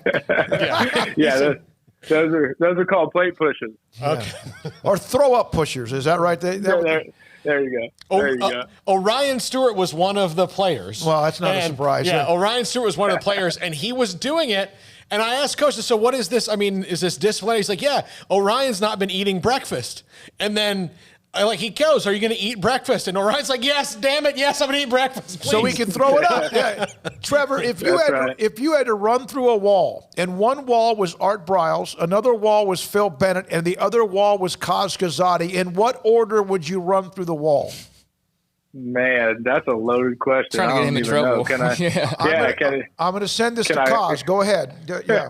Can I close my eyes and y'all spin me around and then I'll just push me in the direction of where you think I'll be most successful? Yeah. No, I mean, each one of those gentlemen has been incredibly influential in my life, and those are all impenetrable walls, right? I mean, look what each one of them has gone through, right? And look what they've done everywhere that they've been, right? I mean, you can still see Coach Briles being happy and successful today. He's got players that I played with, my brothers, that are coaching with him now.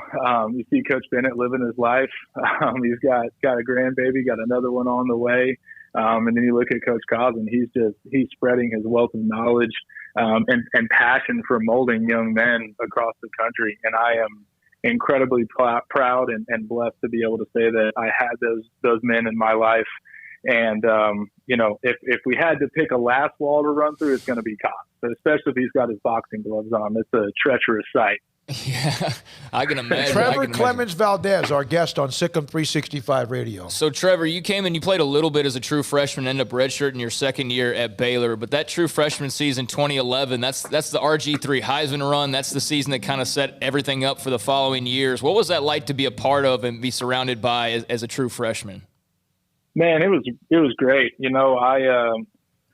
I was getting pretty heavily recruited from likes of Oklahoma State, A&M, had offers sitting out on the table from Arizona, Air Force, La Tech. I mean, I had a number of places that I could go. And at the time, Baylor, they had just lost the Texas Bowl to the Illini. It wasn't, or we were approaching that time, I guess. And it just wasn't a really bright future. It didn't look like from the outside, right?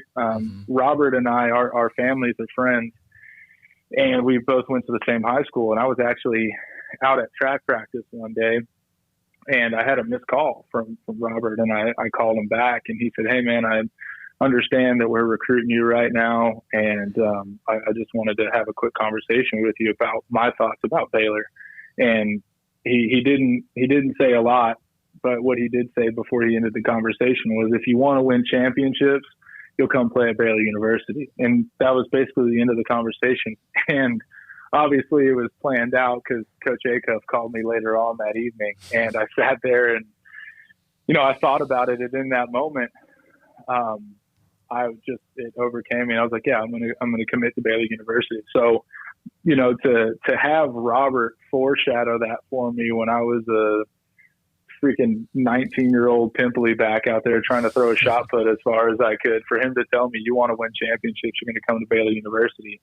It's pretty crazy to think about, and Robert is a fantastic gentleman, and he's still spreading his knowledge and his laughter through the NFL today. So it's an honor to have played with guys like Robert and all those guys that you don't necessarily think about all the time. They all had something special to give, and it created the football team that we had back then. You were able to arrive on the cusp of them changing what was a decade and a half of nothing, and you experienced that. The 11, of course, right after the bowl team, you were a part of the Heisman Trophy. You were part of a 2012 team that made an amazing stretch run that was incredible at the end of the year and hammered UCLA.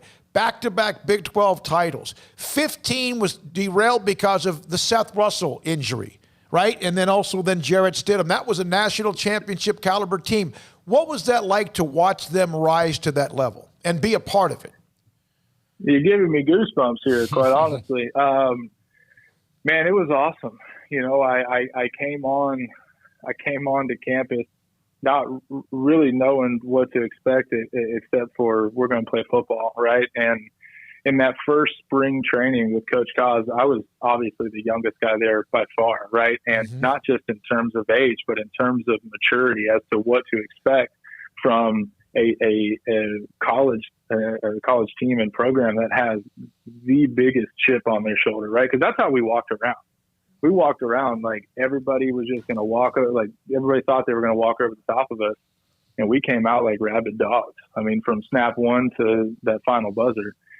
And to be a part of that is something that I am not just proud of, but it's something that I'm honored to have been given that ability, right? To take an offer to go play collegiate football and to grow myself as a young man and as an athlete in that era of Baylor football. It's something that I'll carry with me throughout my whole life. I mean, I sit on these corporate meetings now with CEOs and, whoever else that I have to talk to try to provide for my family. And I always have a BU helmet sitting right behind me. It's always a topic of discussion, and I get to talk about the glory days. I get to talk about how we were more than a football team. We were a family, right? We had each other's backs through thick and thin, no matter what. So it was absolutely fantastic to be a part of Baylor football for those 5 years. How did the chip on the shoulder morph once you guys were the hunted and not the hunter? It got bigger. It got bigger, right? It got bigger, right? Because everybody wanted a piece. Now that they realized that we weren't just the redheaded stepchild that they were going to kick into the corner, that they were going to have to play, we were everybody's Super Bowl. And that motivated us even more because now we're at the top of the food chain, right? You see people rise up out of the gutters and now they're in the penthouse, and that's how we were, right? We had that chip on our shoulder when we first started out, and it started way before me, right? It started seasons before me. That mentality started when Coach Bryce came in and he brought in his coaching staff.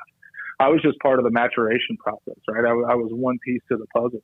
And so to go into those games knowing that everybody that we played was going to give it their all and not stop until the final buzzer just motivated us more on those Saturday mornings, right? To get out there and run those sprints and to lift those weights because we knew come Tuesday it was back to work. We had to prepare for somebody else's next Super Bowl. So that's what we were.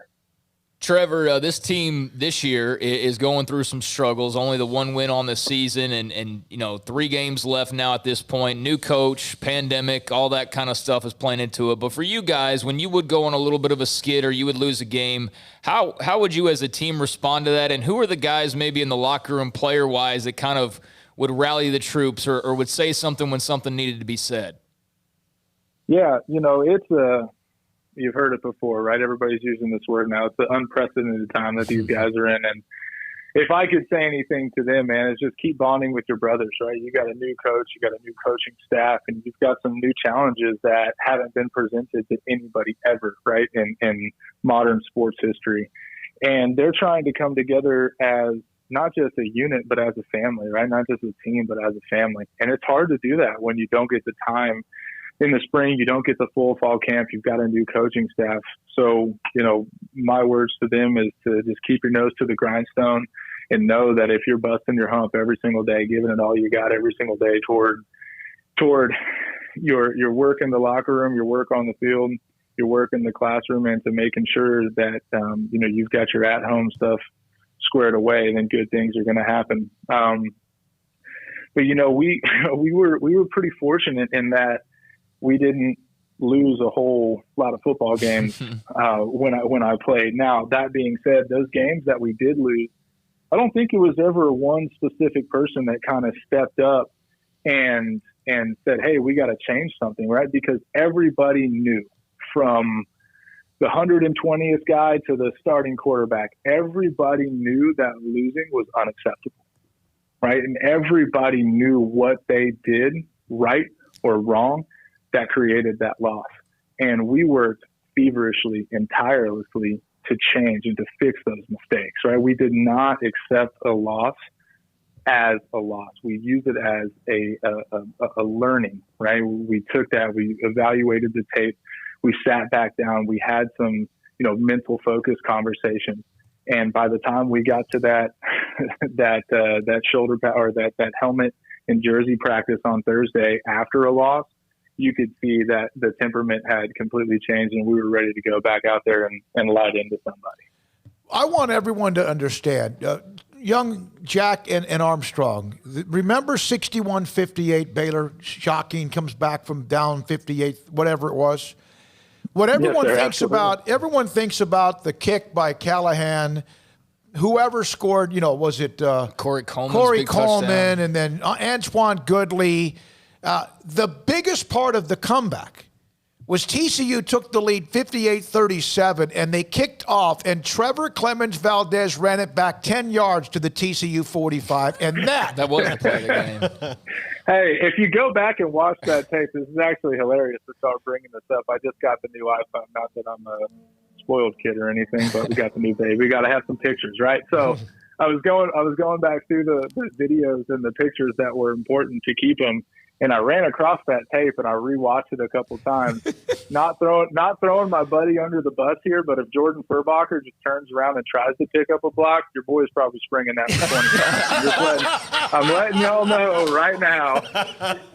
If y'all go back and watch that, we're gonna have a bigger 10-yard return. Like 15, maybe 15 or 20, or I mean. Oh yeah, no, we could have gone. We could have gone not the distance, but we could have gone pretty far. It was one block away. I'm going to send this interview to him as soon as I can. He's a friend of the show. He's a friend of the show. Oh, go for it. Yeah, it's amazing, man. You know what? I forgot about I know, Craig, you got more. I forgot about the call I made to you about Phil Bennett, because we were on our way up to Dallas. Paul and I were in the same car to get your feedback. Craig, more with Trevor Clemens Valdez. Well, I mean, you brought up 61-58. So Trevor, I mean, that's the game. That's the game everybody still talks about. There might be one or two here that get mentioned, but that's the one. And for you, just from your perspective, how did that, go that day? And what was that like, man? That was incredible. Yeah, it showed a lot about our football team and our focus, our attention to detail, and our absolute unwillingness to lose, right? We would do everything, fight, scratch, claw, whatever it took to get the W, right? And we made it happen that day, to sit there and watch that and just never have a shadow of a doubt, right? Never think, oh man, we might lose this game, or oh man, what's going to happen if this doesn't work out, if we take an L today at home. It's like, no, it didn't happen. It wasn't even a thought. It was a true testament to how hard we worked, how focused we were, and our undying desire to win really showed out that day. It did. It was remarkable and something that I'll never forget. That's when Phil Bennett ran off the field, told me that's the greatest giving up 58 points I've ever experienced in my entire life. Yeah, and that's funny because Coach Bennett said if your offense can score 7 points, you should be able to win a football game, right? That's the kind of ship that he ran. And luckily we were able to score 51 or 51 that game. All right, Trevor, we ask everybody from your era this question. Who's your 4x1 team of the guys on your roster? All right, hold on here because we're going to have to do some talking about this, guys. So we had Lake, right? Everybody remembers Lake Seastrunk. He's a track star. Robert I think Robert's going to be in that. The first time I came to Baylor and I was watching the practice, I wasn't really paying a lot of attention. We went up and watched some film, and in that film, I watched Robert running down the field after he broke one loose at full sprint. And then I watched Josh Gordon just kind of like float onto the screen effortlessly and run right next to Robert into the end zone. So I think I'm going to throw Robert, Lake, Josh Gordon, and man, this is a tough one here. Kevin Reese. Yep, his name. Yeah. T. Reese probably. Sweet feet, right? Sweet feet, and those feet, they didn't look the best, but they carried them real far. Yeah, they did. Man, well, I'll tell you, we had Lake. Robert Griffin claimed, like the first show we had, he claimed that he's the anchor leg. Like he's the anchor leg. And he said that the only person who has disputed that, of everyone we've had on, Terrence Williams, Sweet Feet, anybody who's in this, Goodley, anybody, was Lake Seastrunk said, no, I'm the anchor leg, and Robert. Shocking that Lake Seastrunk had the confidence to think that he could replace RG3 with the anchor, and would have been fantastic with it as well. Yeah. If you don't mind, he would have. Yeah, Trevor, you were a part of that great run, and I know that Baylor was on the cusp of something very special in 2015, and then some dark clouds rolled through. You know that. What was it like to be a part of a team with 99% of good people? 99.9% of good people, and then all of a sudden people started pointing fingers about Baylor football being bad? It was tough. Those guys were my brothers, my locker mates. I literally, from the time that Sean came in, he was a big person everybody was wagging their finger at, right? And he was my locker mate right next to me. So, and you come down to Austin, right, and you just get bombarded because you're just surrounded by UT folks. And, I think I said to one gentleman as we were sitting down drinking a beer at lunch, and he said, well, what was it like to be a part of a team of criminals? And I said, look, man, you have no idea what these kids go through, right? You might have played football back in the day, but you have no idea what social media does to somebody's mind and how much it convolutes a story. And I don't know the ins and the outs, and I can't speak to that, right? But to know the hard work, the effort, and the caliber of men that I was surrounded with during that time, and to hear all of that be tarnished was incredibly hard for me. And it's still incredibly hard for me because I may be a big guy, but I don't ever try to get into arguments with anybody, right? And I try to de-escalate things. And when those conversations come up, I don't retract myself, but I let everybody know, hey, whatever happened. It sucks that it happened to something that I cared so deeply about, but we have to now, as a Baylor family, come back together and start moving forward, cherish the relationships that we have from that previous team, because I still do, but focus on what the future can be. It's an unfortunate circumstance that we found ourselves in, but the strong will prevail, right? And I believe that every man and every woman that was a part of that program back during those glory days, I think they're all strong. And at the end of it, the truth will come out, and those who need to be exonerated will be exonerated. And we'll keep pushing forward. What are you doing now in Austin? I know you mentioned you're a part of some big meetings sometimes with CEOs. Give everybody an update of what Trevor Clemens Valdez is doing for a living. Well, not anything real crazily exciting, but I work at the Oracle Corporation. I sell cloud technologies. So a little bit less illustrious than playing football on Saturday mornings, but it put us in a great position to start up our family. I actually work for a Baylor alumni named Shirley Hunter. So it's been a great opportunity here at Oracle, keeping the Baylor family and the Baylor tradition alive. And I don't know if Shirley and Steve are listening to this right now, but Shirley, Steve, we're thinking about you guys. We know you're going through a little bit of a struggle right now, but we're with you. We're here for you, and we'll always be here. We'll always be with you.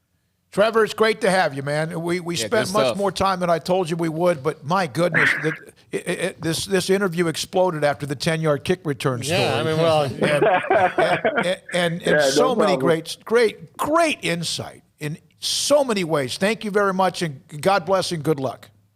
Yeah, thank you so much, guys. If you ever want to laugh, give me a call. We can set one of these up again. Glad to do it. Yes, sir. Absolutely. Played for Jack Welch, and that run back when Copper's Cove was really, really good. Obviously, as he mentioned, with RG3, recruiting him, and then he gets the call as well from the Baylor coaching staff. Trevor Clemens Valdez, tough as hell is what Phil Bennett said he was, and a team player. This is SicEm365 Radio. The First National Bank of Central Texas, 5 locations right here at home. Waco, Woodway, Hewitt, China Spring, Martin, Hillsboro. Familiar faces making local decisions. Here to help you, your family, your business, whether it's great times or tough times. All of us need a bank we can count on. Great people with great technology dedicated to their customers and helping our area grow. Safe banking in person or use their online and mobile apps. Convenient drive-thrus and ATMs at all locations. And they've got some really cool things when it comes to their products. First free checking, which is no minimum monthly balance, no monthly service charge, unlimited check writing, and unlimited debit card purchases. And I'm going to go off script here for a second. I was in the car with our spotter, Ryan Davis, the other day, and he was telling me about a bad experience he'd had with a national bank. And I will tell this to anyone. My banking life and everything I did with a bank got a lot better when I went with a local bank. And that's what they say. Local, familiar faces making local decisions. When you're with a big national bank, you're just a number to them. But if you're a bank with a bank like the First National Bank of Central Texas, you mean something to them because you're part of the community. You walk in, you make a decision, they know you, they're there to help you, not just, yes or no based on the number that you are. The First National Bank of Central Texas, 5 locations right here at home: Waco, Woodway, Hewitt, China Spring, Mart, and Hillsboro. How can we help you? That's a question we ask every day at American Bank. Hi, I'm President and CEO Dana Hassel. Our commitment to our customers is what drives us. It's why we've invested in new branch buildings and technology like ITMs that let you speak to a teller face-to-face from your car. It's why we work with local businesses, helping Waco grow and thrive. And it's why decisions about your accounts and loans are made here in Waco by people who know you. How can we help you? Find out at American Bank, member FDIC. Boozers is the wedding ring store and more. If you're ready to get engaged or already married and want to upgrade your wife's ring for a special anniversary, Boozers is the place to go. With the largest selection of premier quality diamond engagement rings and wedding rings in Central Texas. They have 7 cases with over 300 styles of rings from top designers like Natalie Kay. Choose from yellow, white, or rose gold, plus beautiful top quality loose diamonds. With an in-house jewelry, they can also custom make anything you want. Bring in a picture or drawing and let Boozers create your one-of-a-kind pendant or ring. They can even use some of your old gold and diamond jewelry to create something new. At Boozers, you'll find a great selection of quality timepieces, and Boozers is the place for expert watch maintenance and repairs too. They specialize in expert Rolex watch repair for fine jewelry, watches, custom work, and more. Go to Boozers on Valley Mills and Lake Air Drive in Waco. Boozers, the wedding ring store and more. Born in Waco, Brotherwell Brewing exists to serve the Central Texas community with locally crafted beer of the highest quality. They want to bring Central Texas closer to the brewing experience so everyone can enjoy well-made beer as much as they do. For 2.5 years, they've been bringing high-quality beer to Central Texas at their location on Bridge Street in East Waco. And this football season, you need to stop by on game day for curbside pickup or stop by their tent next to Sic'Em365 at Brazos Parking for your pregame refreshment. Brotherwell Brewing believes in community and bringing people together to enjoy products made in their community. So for your game day, whether it's a tailgate or at home, stop by Brotherwell Brewing for high-quality craft beer made right here in Central Texas, 400 East Bridge Street, and check them out online at brotherwell.com. How did Edward Jones become one of the biggest financial service companies in the world? By not acting that way. Financial strategies, one-on-one advice, it's a big difference. And that's why Brad Wilson, your Edward Jones financial advisor, makes sense of investing. Experience the difference for yourself. Brad Wilson, 250 Sharon Drive in Woodway, 254-776-4337. Edward Jones, member SIPC. Ideal MRI is a small family business right here in Central Texas. We're open to support you while lowering the cost of healthcare bills. When you need an MRI, ask your doctor for an Ideal MRI. Visit us at idealmri.com or call us at 833-IDEAL-MRI. At Baylor University, students find their place to shine. They're faithful friends and inspirational leaders. They're championship teammates and independent thinkers. They're on the cutting edge of high tech and in the halls of history. If you want to make the world a brighter place, you can. And if you want to shine in your own way, you can. The spark you need is already inside you. Bring it to Baylor, where lights shine bright. Welcome back to Sic'em365 Radio.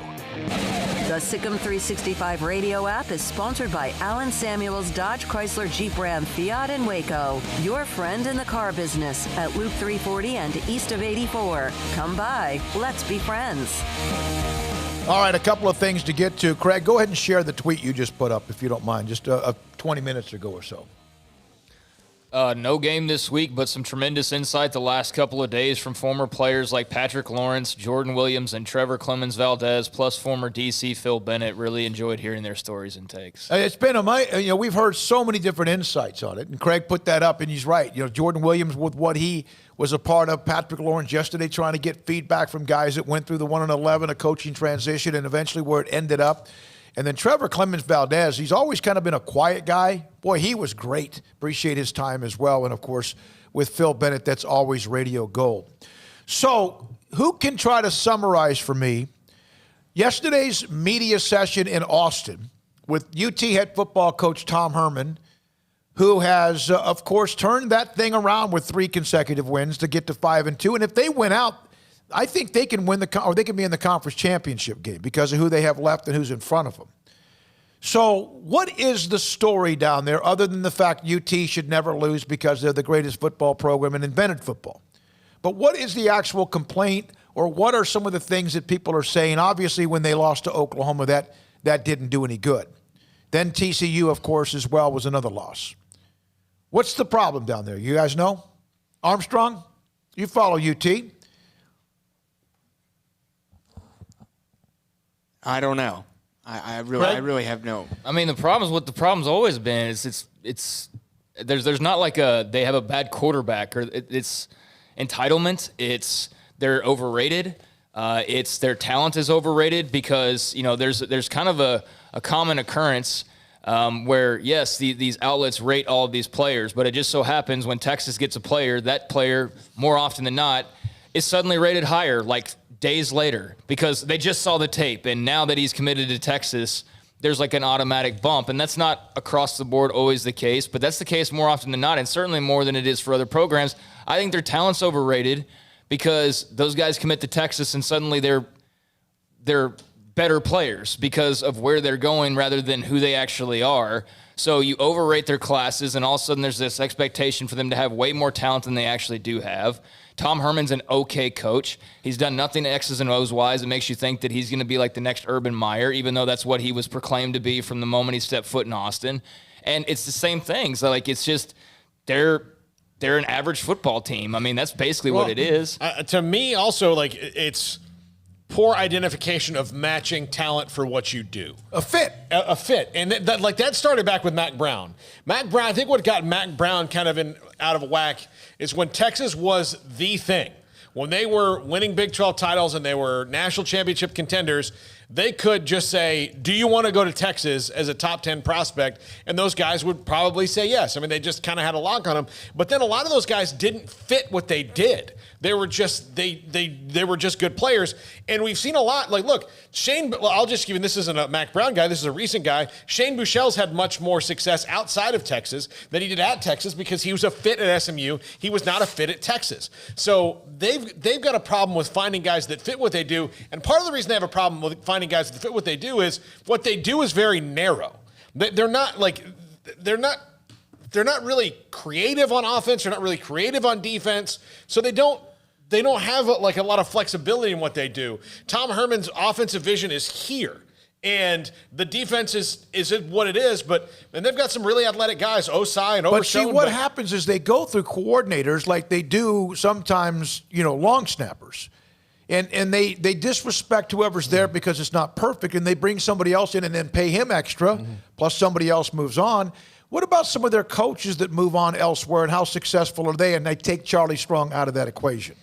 Well, I mean, if you look at some of their assistants, I'm trying to think of some of the guys. We just saw Muschamp get fired at South Carolina, but he struggled elsewhere. And he was there 15 years ago. I mean, that was Mack Brown era of Texas, so that's not even. But even now with Herman, they regurgitate coordinators. Okay. I was watching, Florida State get pummeled by North Carolina State, whose offensive coordinator is Tim Beck, and the commentators couldn't stop talking about Tim Beck. And Tim Beck got run out of Austin on a rail. And I don't even know if Tim Beck was really calling the plays. So, I mean, they're firing the guy who didn't really call the plays and blaming him for the offensive woes when that was Tom Herman's fault. I think it's a culture thing. I mean, you look at Baylor, had one of the biggest scandals in college football history, and was able to turn their program around and last year just destroy Texas in the same amount of time that Texas stayed mediocre. Yeah. And I remember you had Baylor going 1-11, and you had people at McLean Stadium staying there watching them lose to Oklahoma again after losing to UTSA and Liberty and cheering for this team just because they saw the hard work, even though cheering after a loss to go, I don't know what it was at the time, like 1-5, or it was 0-5 at the time. Yeah. And at Texas, you're getting booed off the field. You're getting people calling for your head. Well, they want to argue over a school song. They want to argue over whether the athletic director, and I say these are discussions that they have among the fan base, and it could be social media driven, it could be message board driven. Heck, we're Sic'em365.com. And we have some things that are like, I see what people are posting now about Aranda or whatever. Craig made an incredible point yesterday about some of the things that were said earlier about Matt Rule that was a scar that will leave, that it's on his heart forever. And you can say, screw him. Well, okay, do you screw him now? But here's the deal.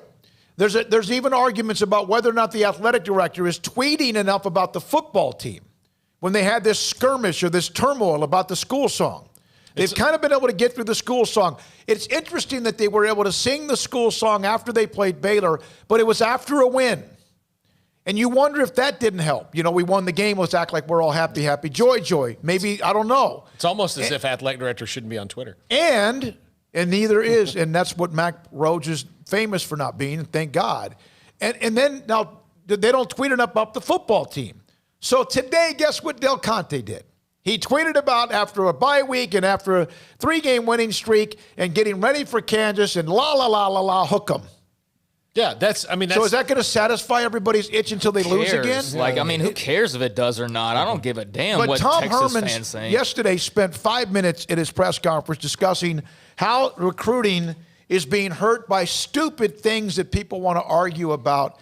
Good riddance, Well, and look, the part of the problem is they're responding to all of the noise at once. You've got to filter that down. So, somebody says that Chris Del Conte doesn't tweet about the football team, and he does. If I'm Chris Del Conte, I'm saying, screw you. Yeah. I don't care. It's my Twitter account. So why did he tweet it? Did he feel like, my God, because the pressure in that alumni base and among just that place is just something I don't think anyone can measure. The 05 national champion. Or the drama. The 05 national championship is a drug that they will never be able to get unaddicted from. They'll never be able to get off because it put them in a place where they started doing all these things because it's like the self-actualization of what they always thought they were, when if you look at the history of Texas, is that they've been a really good program. They're certainly, a blue blood when it comes to the history of college football, but there are huge gaps to where they've just been a good team and an elite team. Like, if you look through, between the time they won national championships, they had a couple teams that you would say were elite teams in those, I'm talking one-off years, but they were just pretty much good. I mean, they were good. They weren't great. From 04, 05 to till Colt McCoy in Alabama, I was talking about they were in the stretch. Yeah. That stretch there, they were in the mix every year. But if you look at, then since then, it's been a decade and 11, 12 years, they've been nothing. And that's repeating itself. Look at between 1970 and 2005. Oh, let me tell you something. In the 70s and 80s, along the way, they were Earl Campbell. They played Notre Dame for the national title. 83, a fumbled muff punt away from winning the national title. But you're right. They have now become no different than a lot of the other brand names that are just there. Yeah. That's what they are. Mack Rhodes would never, I don't think, do anything under pressure, would he? under the enormity of whatever a fan base was complaining about. In the bizarro world scenario that he would get a Twitter account. It'd be a fake account. Just say that the university told him, maybe you should have one just to tweet out. We'll tweet out for you. We'll put out things for you. We'll put out little promotional things. It's just a rah-rah account, essentially. Nothing more than that. If somebody ever sent him an email and said, you're not tweeting enough about X, Mac would be like, okay, so? I mean, it's... here's Tiny Mac Rhodes. Tiny Mac Rhodes is a great account. I'm in a really dark spot in my tiny soul right now. Jeremiah Dickey then tweeted out something about proud of da-da-da-da in the second half. You are really good for us, EAD's dad. And then also, I'm just a tad bit disappointed, but this gallon of bourbon will make it all go away. That's funny. I love it. And here's the best one. So Stuart Mandel puts up that LSU is going to hire an outside firm. Mm-hmm. Tiny Mac Rhodes, whoa, buddy, it's a little risky game right there because of what they did. I love that sense of humor that he brings to the table, and that is, no, that's not Mac Rhodes. In fact, we asked him one time, he goes, hell no. I'm not a part of that. Yeah. All right, so college football this week. The Big 12 gets back to having some games. Where are we with this conference? Right now, they started selling tickets to the Big 12 championship game this week. Well, I think they start here very soon. Who would play in the game right now? Not because of where the standings are. Who do you think plays in that game in mid to late December? I'm saying Iowa State and Oklahoma. That's what I'm going with as well. Okay. All right. Armstrong, what would you say? Same thing? Iowa State, Oklahoma. All right. Have they played each other? Yes, Iowa State won. Iowa State won that game. So Oklahoma doesn't have to deal with them again. Oklahoma has who left? Oklahoma State. Deal with them again. Until the game. Okay. Yeah. They don't have to go play them again because Oklahoma has the 2 conference losses too, right? So, all right, when we come back, the 5 o'clock hour will be coming up shortly. We'll have David Hellman. We'll have Hall of Fame Green Bay Packer offensive lineman Jerry Kramer on the death and the passing of former teammate Paul Hornung, also former Heisman Trophy winner, and John McClain as well. This is SicEm365 Radio. If you are in the market for a new home or trying to sell the one you've got, you need to call my friend Lance Donaldson and the Donaldson family team, brokered by eXp Realty. Lance is a fantastic realtor. He's an even better human being. You're going to love talking to Lance. Lance is someone who, with very little details about you, just with one conversation, can kind of get to know you well. And he can do that in life. He can do that in business. And part of the thing is when you're working with a realtor, you want him to, or them to, be able to figure out things that maybe you don't know that you want to know. Like, what do you really want in a house? You know that I want this many bedrooms and this many baths and maybe this many square feet, and here's my price range. But it's the little things you want in a house, the little details that Lance can help you find, and he's going to be great at helping you do that. Plus, he's a fun guy to hang out with and go look at houses with. You'll want to look at 75 houses with Lance. I know that sounds stressful. I probably looked at 40 40 when I was trying to buy my house. It's going to make it fun. It's going to be great. So give him a call, 254-214-3713, or at lancedonaldson.exprealty.com, or just Google Lance Donaldson EXP Realty, and it'll pop up. You can see his listings, and you can get a look at his face there in his site and learn about him. Just give him a call. Again, 254-214-3713, Lance Donaldson with EXP Realty. Car has the trucks, man. They have the one for you. Crew cab, short or long bed, silver, black or blue. Texas size selection, great prices too. Richard Carr, he has the truck for you. Carr has the trucks, man. He has the truck you need. If you want the best truck, you want a GMC.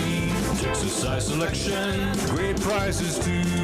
Richard Carr, they have the truck for you. In the market for a quality metal building? Since 1943, Pioneer Steel & Pipe has helped Central Texas residential and commercial customers with metal building design, panel options, building components, and trim options. Pioneer Steel & Pipe's residential line is energy efficient, offers low maintenance, reduces insurance payments, is impact resistant, and carries up to a 45-year limited warranty. In addition, they can also help you find a metal building contractor for your project. Pioneer Steel & Pipe with locations in Waco and Bryan and at pioneersboys.com. What you do in privacy is your own business. What you do in public with your truck, well, that's our business at Pickup Outfitters. In your garage, it's okay for your truck to parade around in the nude with no accessories. Hey, this is still America. But when you bring your truck out in public, it's just common decency to put an outfit on your truck. And that's where we come in at Pickup Outfitters. Put a cover on that bed. Cover your rear end with a bumper and a hitch, for goodness sakes. There are women and children on the roads. And guys, don't leave your tools exposed. Put them in a toolbox. Be proud of your truck and stand tall with a lift kit.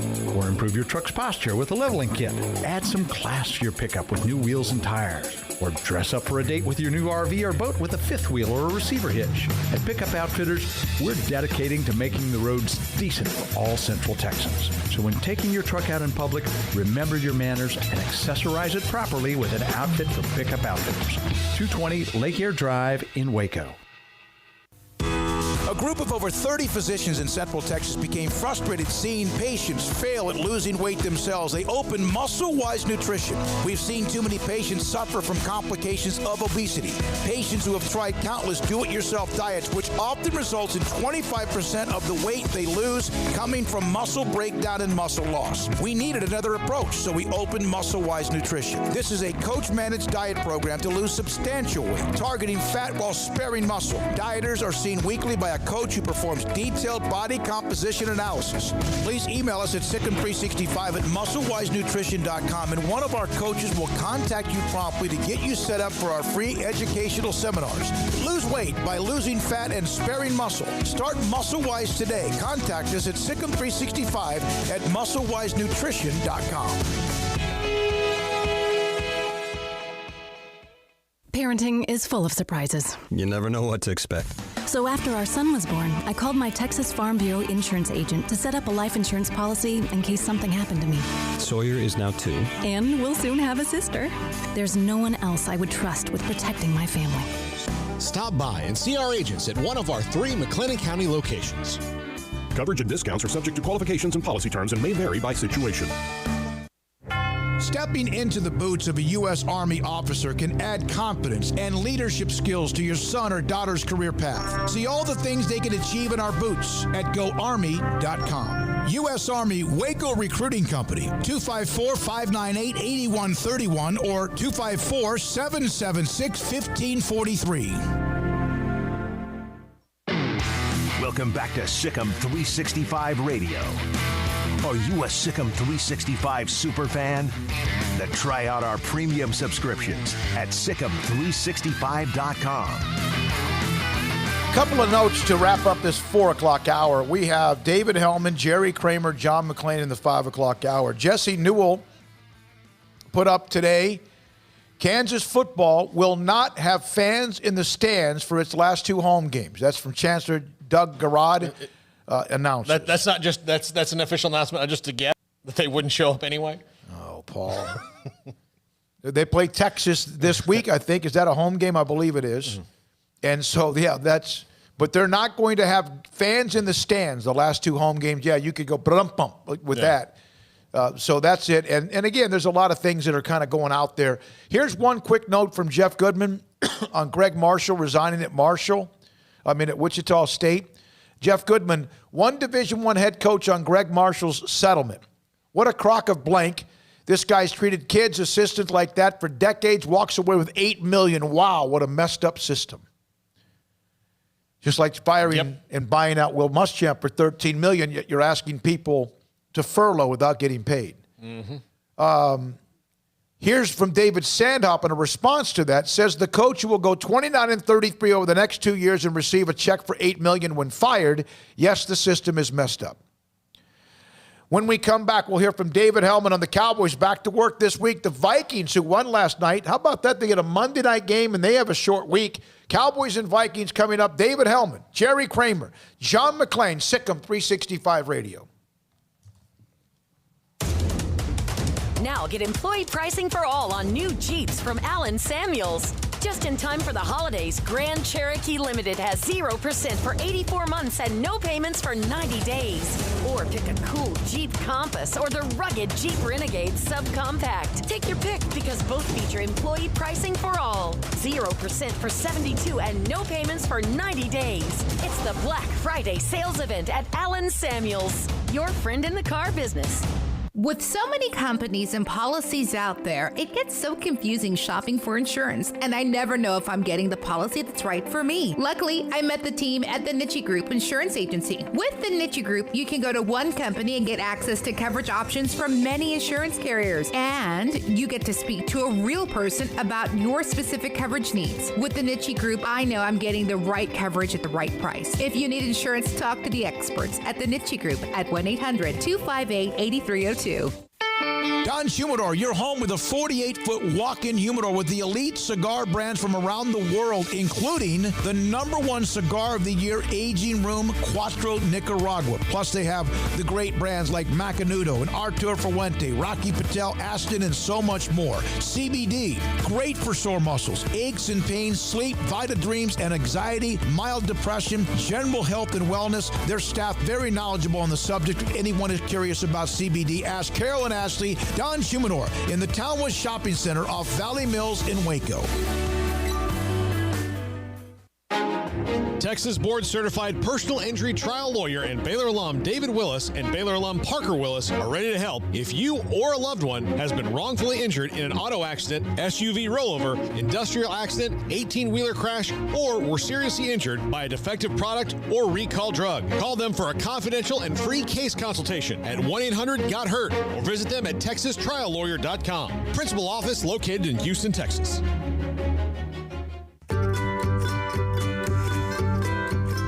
You want to know why Stonewood Dental is so successful? Listen to what happy customers have to say. It's pleasant. It's different than any other dentist office. I really feel like they care. And it's not that you're here for 2 hours waiting on someone to take care of you. It's quick and easy, and I bring my kids, and my kids love being here too. They really love the treasure box. Staff is really nice and accommodating, real friendly. You feel more like home. It's not sterile looking. Everybody has their own personalized rooms with decorations and decor, and they'll even have a blanket for you when it's cold. I've recommended people to actually come here, and they are patients now. I really love it here. It feels like family. Learn more, stonewood-dental.com.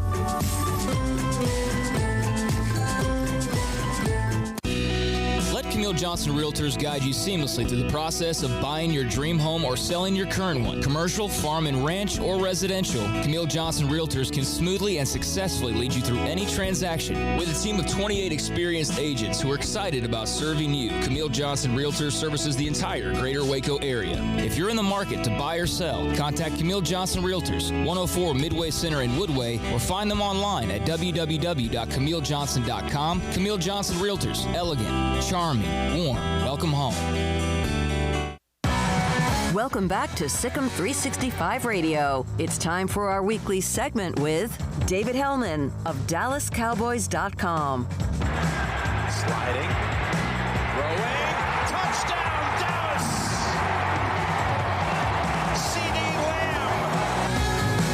5 o'clock hour is sponsored by Edward Jones Investments with financial advisor Tom Albers. Staying in touch with you and your money through these difficult and changing times. Edward Jones, making sense of investing. Now here's David Smoke, Paul Catalina, and Craig Smoke. All right, here we go. This 5 o'clock hour, locked and loaded. Jerry Kramer on the passage of Paul Hornung will join us in the next segment. John McClain around 5:40 today. We're now joined by David Hellman, DallasCowboys.com. So the Vikings, just in time, right? The Cowboys coming off the bye week, played so well against Pittsburgh. And now you have a Vikings team that looks like they're starting to maybe make a turn for the better. Your thoughts, David, on the road trip to Minnesota? Yeah, I think, it's an interesting case where, we said a whole bunch of nice stuff about how well they've played the last two games, and they have. I mean, they deserve some credit for that, but, no such thing as a week off L, even though they're coming off their bye week. So, they played so great against the run against Pittsburgh, and their reward for that is Dalvin Cook and arguably the best running game in the NFL. So, it's easy to feel good about the progress they've made, but it doesn't count for a whole lot if you don't keep it going. The Steelers abandoned the run pretty early against the Cowboys, and they were, running a different front than they had the entire season. Do you expect to see them do that run the same front against Dalvin Cook? I think it's funny. Mike McCarthy talked a lot about that yesterday. He was like, well, it's an outside zone scheme, and Cleveland gave us a lot of problems with that, so we're going to have to be on our P's and Q's. And somebody asked him, well, how do you do that? And he was like, I don't want to get into all that. I don't want to talk about scheme, which I respect and I understand, but at the same time, like at this level of football, doesn't everybody pretty much know how you defend outside zone and the different things you have to do to play against different schemes in this league? So I like I said, I respect gamesmanship, but I think at the end of the day, you just got to go line up and do it. I don't think there's a big secret to it. I'll be very impressed if they're as successful doing against Minnesota as they were against Pittsburgh. If I said, and I'm not sure, I'm not a betting person, but bet the over-under on the number of wins to win the NFC East, would it be 5.5 because Philly has a tie, or would it be 6 or 6.5? For the longest time, I've been the guy, I almost kind of roll my eyes when people talk about that division because, inevitably somebody finds a way to win 7 or 8. I mean, for all the talk about the Seahawks and the Panthers that won the division with losing records a few years ago, those teams still won 7 games. But I think I'm going to be wrong is what I'm trying to say because, the Cowboys have 2 wins. And then the team, go look at what the Giants and the Eagles both have 3. Go look at what's waiting for them on their schedules. I mean, the Eagles still have to play the Packers and the Saints and the Cardinals. I believe the Giants still have the Seahawks and the Cardinals and the Browns on their schedule. So, I mean, there are some losses coming up for those teams. So, yeah, I would probably put it at 5.5. I think the winner of this division is going to finish 6-10, or maybe in the Eagles' case, 6-9-1. But yeah, I wouldn't be surprised. David, they're in kind of a danger zone when it comes to, they already were offensive line depth, but with Tyler Biadasz out for 2 or 3 weeks or so now, and Joe Looney stepping back in, how bad could it look if somebody else gets hurt? Oh, gee, I mean, if somebody else gets hurt, well, we've already kind of seen that. Just, it's a little bit better than it was 2 or 3 weeks ago, but I mean, they lost Zach Martin for a game and a half, and it looked like an utter disaster. I think, Connor Williams is the only guy who was a projected starter who hasn't missed a significant amount of time. So, I mean, you got Connor McGovern hanging around, so if the injury's at guard, maybe that can help you weather it. But yeah, I mean, at least until Tyler Biadasz comes back, I mean, you're at a point where you can't really afford any more. But I would say that they've been operating that way since about week 3. So what else is new? David, where are they as far as some of the other injuries and possible returnees? For example, Awuzie, obviously Andy Dalton. Where are they kind of as far as just the overall injury look at this team? Yeah, Mike McCarthy was really optimistic about Chido Awuzie. I mean, he basically said on Monday night that he expects him to play. So that's really big considering that Trayvon Diggs is out for the foreseeable future. I don't know if Cheeto can make up for that all on his own. I don't know how much better they're going to look, but at the very least, you've got 3 experienced starters and him, Anthony Brown, and Jordan Lewis. You're not hopefully having to dig too far down the bench to fill out the secondary. And then, they're going to play it close to the vest. I guess we got to wait and see, but I would imagine Andy Dalton's going to start this game as well. Is that who you would start? Absolutely. It's very interesting to me how many people, some people want to see Garrett Gilbert just because they want to evaluate him for next year. But like a lot of people really think Garrett Gilbert gives them a better chance to win. And I know he played great against Pittsburgh. I'm not ready to say that yet. Like, I have a hard time believing Andy Dalton just completely lost the ability to play football between last year and right now. He came into that Giants game when Dak got hurt and played very, very well. I think, like I already mentioned, they lost Zach Martin early in that Arizona game, and he didn't play against Washington. So even for a team that's got a banged-up offensive line, Andy Dalton was starting when there was really nothing in front of him. So I'm banking on, having Zach back in the lineup, having a little bit more stability just in the sense that you've got a bunch of guys out there who have at least played some games together.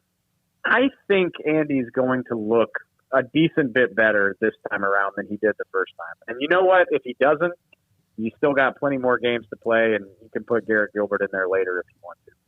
David, I know that during the bye week, the Falcons released Takk McKinley, and you had said, this would be a guy that the Cowboys should take a flyer on. Well, today he failed his physical with the Bengals. So do you think the Cowboys will maybe get back in that, or is it maybe Takk poisonous for the rest of the year until he can kind of get himself back into shape?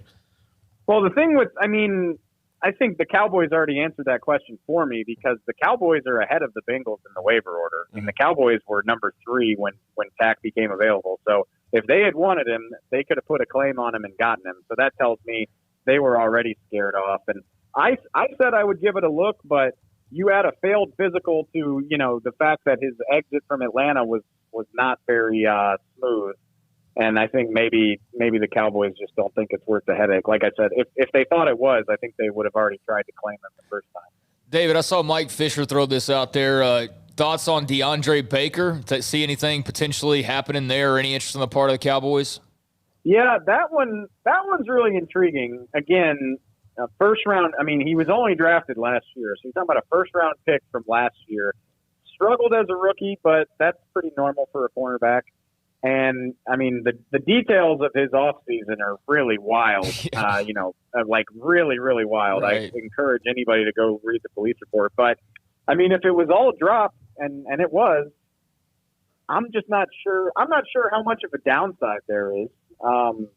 If you want to offer him a very small deal to come on and, worst case scenario, you cut him in a few weeks. Best case scenario, you find yourself a diamond in the rough.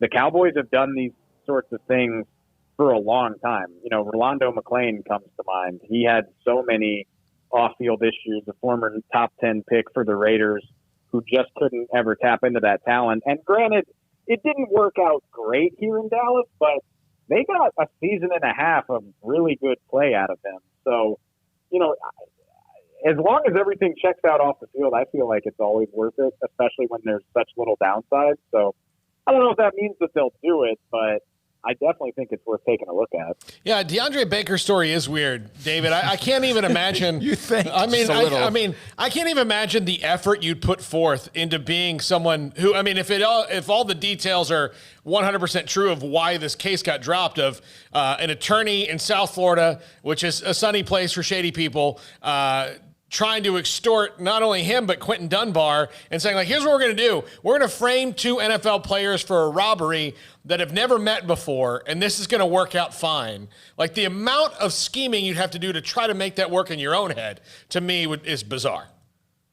It's cliche at this point, but, it's Florida, it's a wild place. And I remember when that first broke over the summer, I spent a half hour with the police report, and I couldn't believe it, which maybe my first instinct was right, that most of that stuff wasn't true. So I do know the Cowboys employ a lot of people who are good at diving into the shady details when it comes to stuff like that. So I wouldn't be surprised if they've got a few people kicking around to see if that's, something that's worth their while. They have gone after some that were shady and some like this, which is bizarre. That anyone, like you said, would take the time to try to manipulate this is crazy. Because let's face it, when that story came out, those guys will never play again. No, it was terrible. And now you see where they are. David, you are now on my bandwagon that 5-11 and 5-10 and 1, 6-10. Because of the schedules coming up, even though all of them play each other a little bit more, that's about it?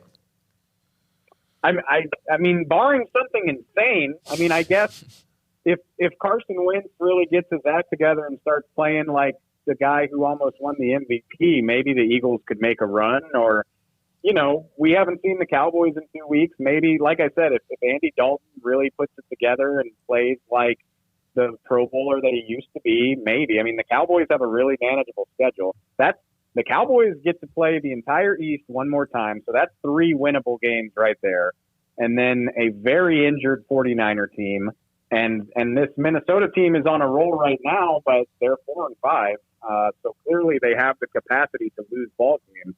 So really, you look at it and you say, Baltimore's like the only team left on the Cowboys' schedule that is definitively better than they are. Now, having said that, the Cowboys have lost in some really awful ways. So I'm not trying to convince anybody that they're magically going to be a much better team, but you can sort of see a path to 5 or 6 wins for the Cowboys, and that might really be all it takes. Yeah. Thank you very much, David, as always, for your time. David Hellman Thanks, guys. does a great job with us helping to understand therapeutical moments on the Cowboys at 2-7, and it would be such a thing for them to make a run.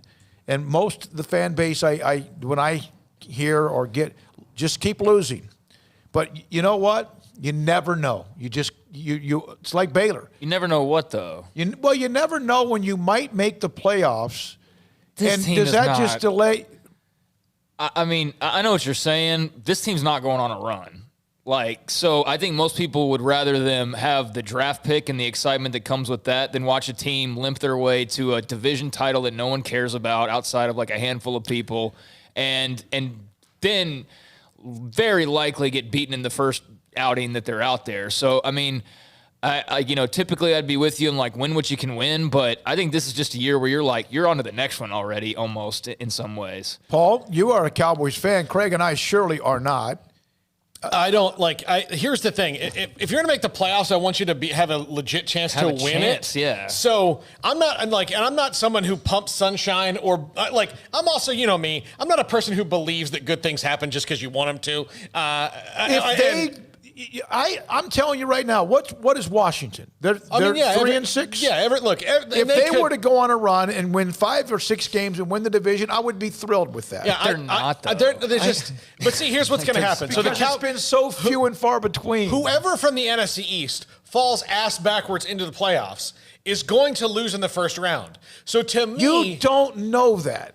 I'm playing devil's advocate. You don't. Okay. I feel very strongly that they're just going to lose, and it's going to be a waste of my energy anyway. Okay. So, that's why I'm not I'll get excited. Here's the thing. I will get excited about the Cowboys if they get in the playoffs and play who would be not the top-rated team, but a team that's much better than them, and then beat that team and get into the second round of the playoffs. Then you can't get in the second round if you don't make the first. But I would get excited if they won that playoff game that they shouldn't have probably fallen into, and they might fall into. Not the way they're set up this year, though. The way the playoffs are set up, you might get another team that's a 500. You have to win another game, though. The thing is that's all fine and good what you're saying, trying to put a positive spin on this. But even if you go in and you win the first game, you're not winning 3 more. It's a waste of time. Whoever wins the NFC East is not going to be better than the team they're playing in the playoffs. Hands down. No. Whoever wins the NFC East will not be better than the team they're playing in the playoffs because of their record. If you win the NFC East and win 5 of your last 7, I get what you're saying. And as a Redskins lifelong Washington they can wind up playing the Seahawks, who are in 3rd in the NFC West, but are better. The Seahawks would be dominating the NFC East right now.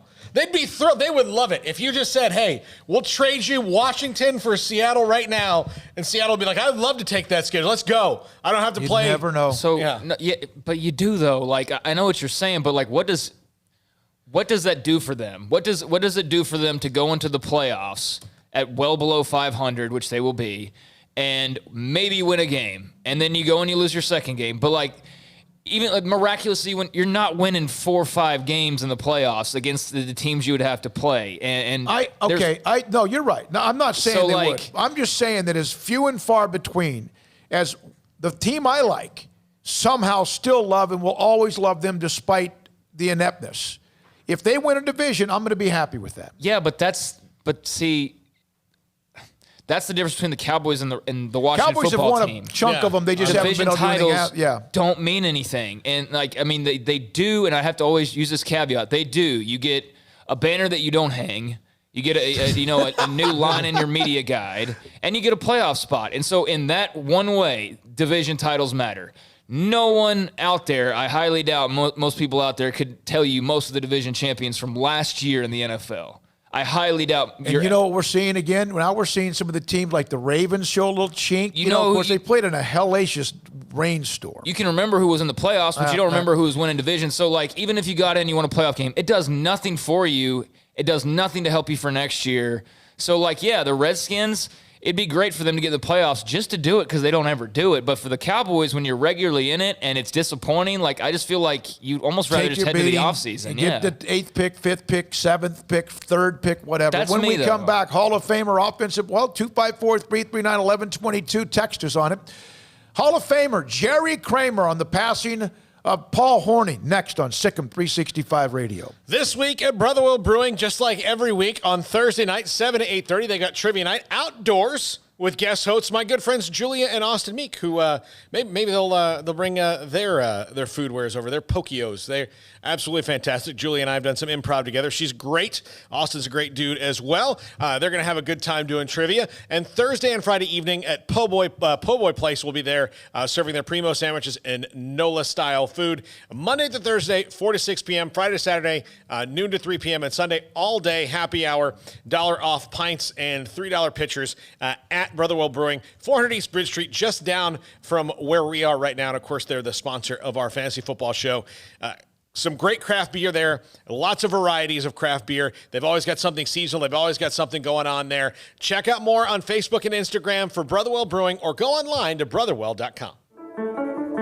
One size fits all. That may be all right for an adjustable belt or cheap sunglasses, but when it comes to your financial needs, no one wants a one-size-fits-all strategy. Cam Heathcott, your Edward Jones financial advisor, knows that his most important goals are yours. That's why he takes the time to understand your needs, knowing you. That's how Edward Jones makes sense of investing. Cam Heathcott, covering Conroe and Houston, 936-756-7717 or cam.heathcott@edwardjones.com. Edward Jones, member SIPC.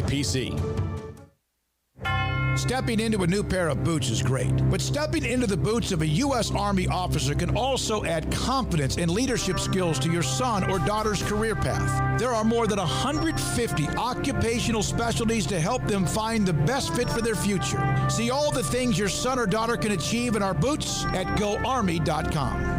U.S. Army Waco Recruiting Company, 254-598-8131 or 254-776-1543. From the first workout to the last practice, sports is an incredible challenge. Hi, this is Dan Ingham with the First National Bank of Central Texas, and we're proud to support each athlete, every parent, and our educators. From families, small businesses, to the biggest industry, we're here to help. With remarkable products like First Free Checking, we've got banking ideas that fuel big dreams. The First National Bank of Central Texas. Familiar faces making local decisions. Member FDIC, Equal Housing Lender. How often have you said it's time to get in shape? Every day, every week, every month, maybe for as long as you can remember? How about starting today? I promise if you'll just join Waco Regional Tennis and Fitness now, you'll thank me later. Hi, this is David Smoke, offering a variety of 40 group exercise classes every single week, including boot camp on Tuesdays and Thursdays at 5:15, plus spin, body shaping, Pilates, yoga, and bar. And there's a free kids club as well. Waco Regional Tennis and Fitness open Monday through Thursday, 5 to 10, Friday, 5 to 8, Saturday and Sunday, 7 to 7, and personal trainers, Christy London and Randall Court. World-class tennis facility with pros Britt Coleman and Joe Rosa with lessons, camps, and special events. Spacious and clean workout rooms, locker room for men and women, both with a whirlpool and sauna, and now there's touchless bottle filling stations. No intimidation, tremendous camaraderie, an entirely new atmosphere, and yes, you can do this, but you have to walk through the front door. It's time to react today, not tomorrow. Waco Regional Tennis and Fitness on Lakeshore Drive in Waco. Have you tried a do-it-yourself program to lose weight? You may not know that in a typical do-it-yourself program, a quarter of the weight you lose is due to muscle breakdown and loss. With COVID harming obese and overweight patients, being at ideal body weight is more important now than ever. Over 30 physicians in Central Texas, tired of seeing patients fail at losing weight themselves, opened MuscleWise Nutrition. This is a coach-managed weight loss program that targets fat and spares muscle. The 4 MuscleWise locations have taken off over 19,000 pounds from Texas dieters in the last few years. The combination of coaching and weekly body composition analysis to target the fat loss are the keys to success. The coaches teach you how to eat and live a healthy lifestyle. Email Sic'em365 at musclewisenutrition.com today, and the coaches will contact you about their free educational seminars. Do not wait. Email today and start MuscleWise at Sic'em365 at musclewisenutrition.com.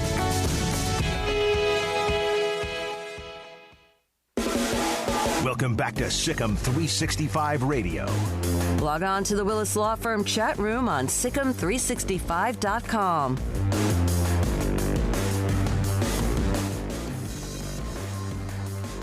Back here on SicEm365 Radio. Well, trying to get Jerry Kramer locked in. We'll get him on to talk about Paul Horning. Paul Catalina is off in the corner. He might just recognize my cell. Not that he's going to recognize me, but the number I called earlier. Craig Smoke, Paul Catalina as well. Well, here's a statement from the Spring League. I'd forgotten about him.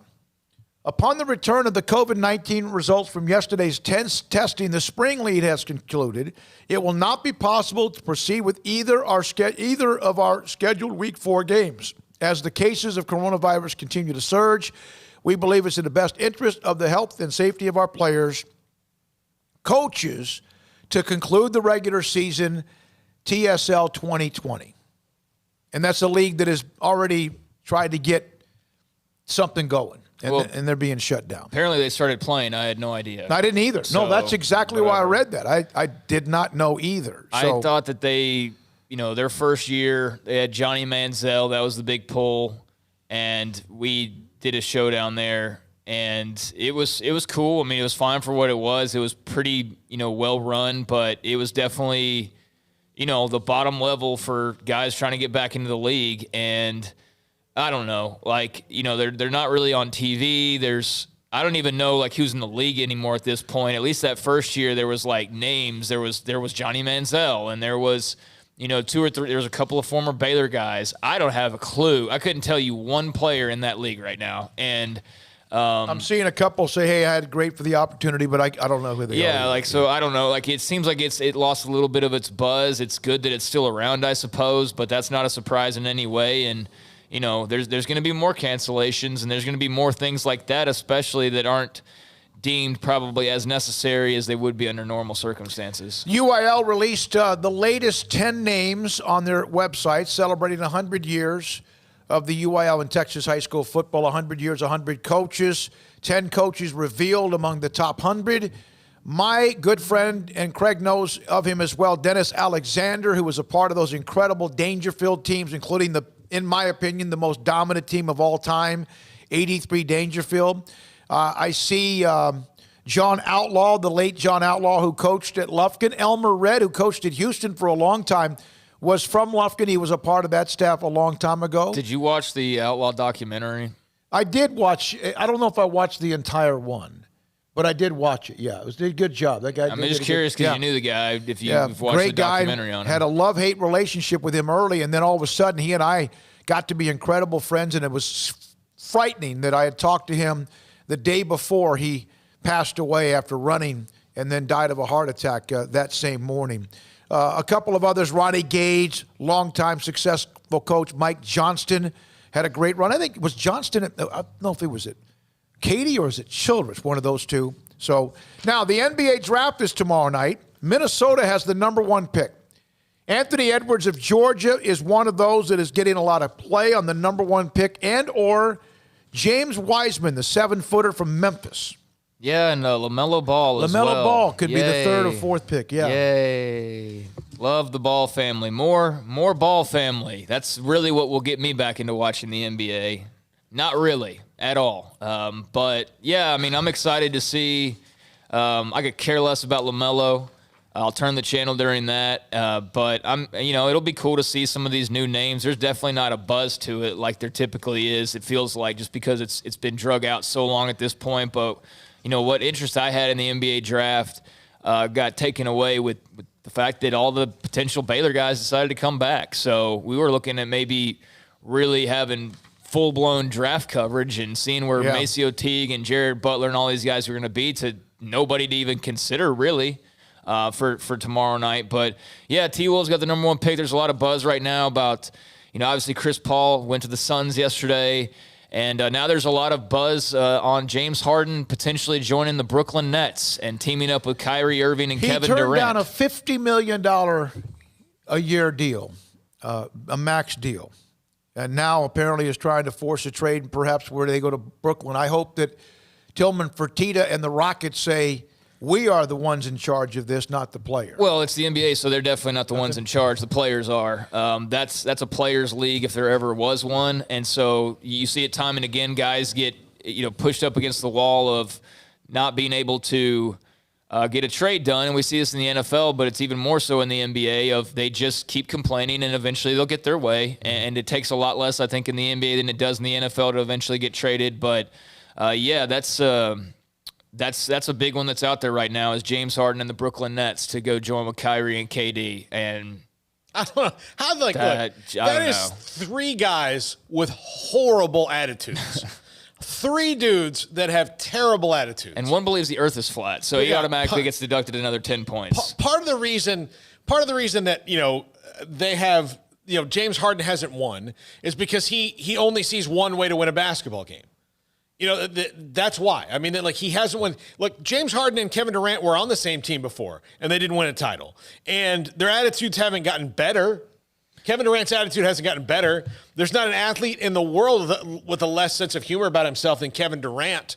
And Kyrie Irving, I mean, has poisoned every team he's been on, essentially. So I just don't see how those 3 work together. And Steve Nash would be their head coach. Well, maybe it's Steve Nash. Start of a super team. That's what they've done. It's the Thunder, but you just replace Russell Westbrook with Kyrie Irving, and then you put Steve Nash as your head coach. So, I mean, I could see how it could work. I could also see how it would implode, and they're all 3 on different teams next year potentially. But, with the draft, it's exciting to see something different, something new, and just something to kind of grab onto other than – just the actual games themselves. So, how many more breaks do we have? Because I want to try to take the break to try to read. We have one. One's at the end of the show, so one more. Can we do it now? We can do it now. Try to give us a little buffer on trying to line up this next segment with the Hall of Famer and Jerry Kramer. There is one Big 12 note that I was going to get to before I had to try to track him down. Is Tyrese Halliburton, Iowa State, is someone that's listed as a possible top 10 pick in the NBA draft that is tomorrow. Chris Paul to Phoenix. We told you about the Harden discussions. Drew Holiday, right? Mm-hmm. To Milwaukee. Are they trying to load up to get Giannis to stay? And also they got Bogdanovich as well. They got to worry about Giannis going to Dallas. I know. And they're trying to do that. I don't believe that when I see it. I don't care what is said. Until he's in a Mavericks uniform, I'm not believing that. When we come back, we'll have John McClain for sure, but also trying to track down Jerry Kramer on his friend and longtime teammate, Paul Hornung. This is SicEm365 Radio. Don Shumidor and Coffee Beans in the Town West Shopping Center off Valley Mills in Waco. Don Shumidor with the elite cigars, the best brands of cigars you could imagine from around, not just the country, but around the world. Don Shumidor in the Town West Shopping Center. Macanudo for one. Cohiba for another. Rocky Patel, Arturo Fuente, among many of the great names and brands and cigars throughout the country, and they have them, Don Shumidor. Also, there's a couple of reviews. I've only been for cigars at Don Shumidor and pipe tobacco. They have that as well. But the service has always been friendly. The price is fair, and the products have quality. And by the way, make sure you get some chocolate-covered espresso beans if you go there as well. If you're someone that smokes cigars, if you smoke a pipe, great selections of pipes, lighters, razors, cutters, coffee, tobacco, boxes as well. And if you have trouble at times falling asleep at night, they have VitaDream, which is CBD, that allows you to not toss and turn and get a nice restful sleep at night and maybe get an extra 30 minutes to an hour of sleep as well. Open on Tuesday through Saturday. Every morning, during those days at 10 o'clock in the morning, open until 6 during the week and 4 o'clock on Saturdays. Tell Carolyn Ashley Smokey sent you. Don Shumidor, the Town West Shopping Center, Valley Mills in Waco. At Baylor University, students can shine in their own way. Or should we say their own ways? Because there's no limit to the ways Baylor students make the world a brighter place. Whether they're leading a student organization or following a higher calling, getting advice from faculty, or taking part in world-class research, pursuing their dreams, or working toward their dream job, students find their place to shine at Baylor, where lights shine bright.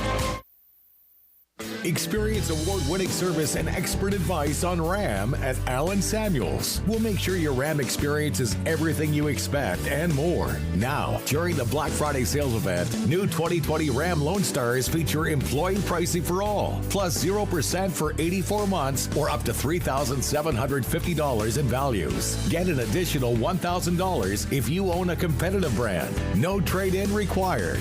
Ram from Allen Samuels. At Ideal MRI, we feel blessed to be a part of the Waco community. We're a small family business right here in Central Texas, and our goal is to bring down the cost of healthcare while maintaining high quality. At times like this, the cost of healthcare has never been more important, and unfortunately, significant illnesses and injuries still occur. That's why Ideal MRI is open and here to serve you through the difficult time. We offer premium MRIs just like a hospital with state-of-the-art technology and specialists, but you'll pay less. Sometimes thousands of dollars less, whether you're using insurance or not. At Ideal MRI, we accept most insurance and there are no hidden costs, even offering financing if that's needed. Everything included in the price, and you'll not get something as a surprise in the mail later on. If you need an MRI, ask your doctor about Ideal MRI. They'll know. You can schedule an appointment safely from home online in minutes at idealmri.com or give us a call, 833-IDEAL-MRI, idealmri.com. With so many companies and policies out there, it gets so confusing shopping for insurance, and I never know if I'm getting the policy that's right for me. Luckily, I met the team at the Niche Group Insurance Agency. With the Niche Group, you can go to one company and get access to coverage options from many insurance carriers, and you get to speak to a real person about your specific coverage needs. With the Niche Group, I know I'm getting the right coverage at the right price. If you need insurance, talk to the experts at the Niche Group at 1-800-258-8302. It's the heat of the summer, but the real heat is what you're cooking on the grill, smoker, or in the oven. So Waco Custom Marketplace can be your go-to playmaker for summertime grilling. You can't go eat anywhere else? Be your own chef with custom ordered and cut ribeyes, sirloins, fillets, New York strips with a focus on high-quality beef at a competitive price.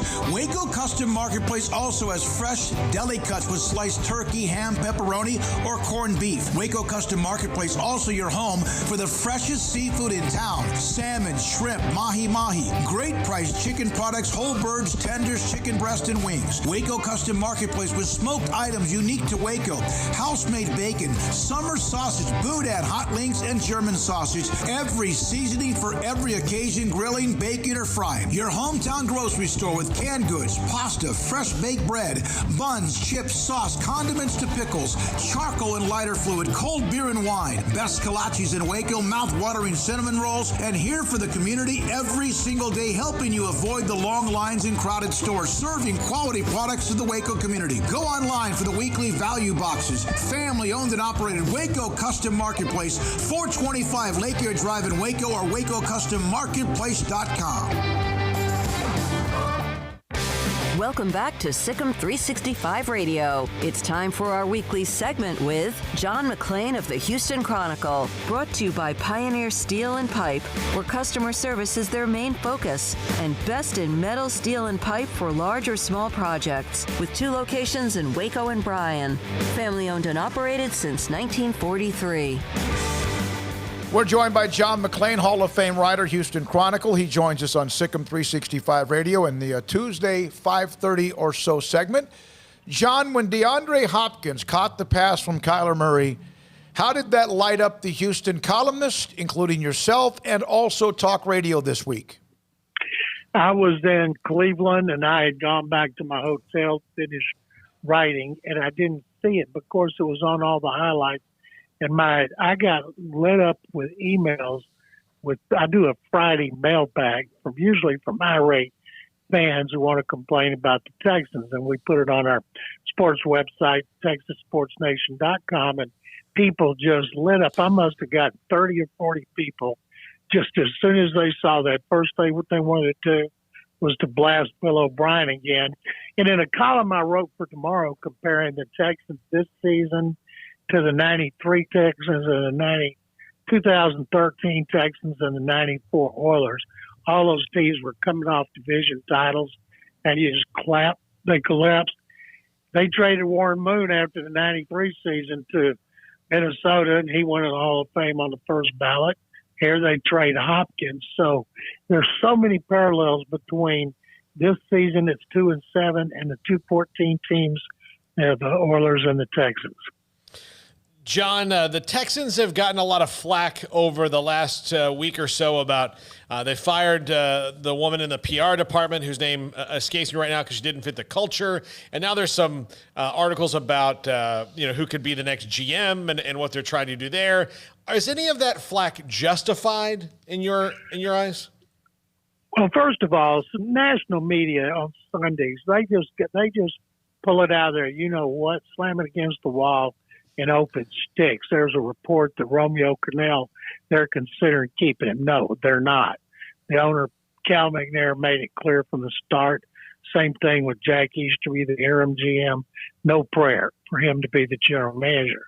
As far as Amy Palcic, who was fired last week as VP of Communication, in my 44 years of covering the NFL, I've never seen a PR person fired during the season. She got crossways with the team president. He fired her. They've been blasted locally, nationally, and internationally, which is nothing new. They're used to it. John, what lies next, in your opinion, for the Texans? I mean, what is key moving forward? Obviously, the head coaching search will take precedent here pretty soon, but, I mean, what are you looking for each and every week with the Texans? Texans last year were 8-3 in one-score games. Now they're 0-4. The teams that have beaten them are 46-17. Their schedule has just been brutal. They've lost to Kansas City, Green Bay, and Pittsburgh that are leading the division. They've lost to Tennessee. They've lost to Baltimore, and they've lost to Minnesota. Minnesota's won 3 in a row. So the schedule's just been brutal. They can throw the ball unless they play in Cleveland and the wind's blowing 100 miles an hour off Lake Erie, but they can throw it, they can't run it, and they can't stop the run, and they can't stop the pass. And people think they need a total rebuild. No, they don't. They need a running back. And, you can get running backs without having a first or second round pick, and they need a right guard, and those two positions, if they could get a right guard, they need new coaches. They need new systems. But the defense, that needs to be rebuilt. They have 8 draft choices. They do not have their first 2 draft choices, which belong to Miami. But their offense is still could be really good if they could run.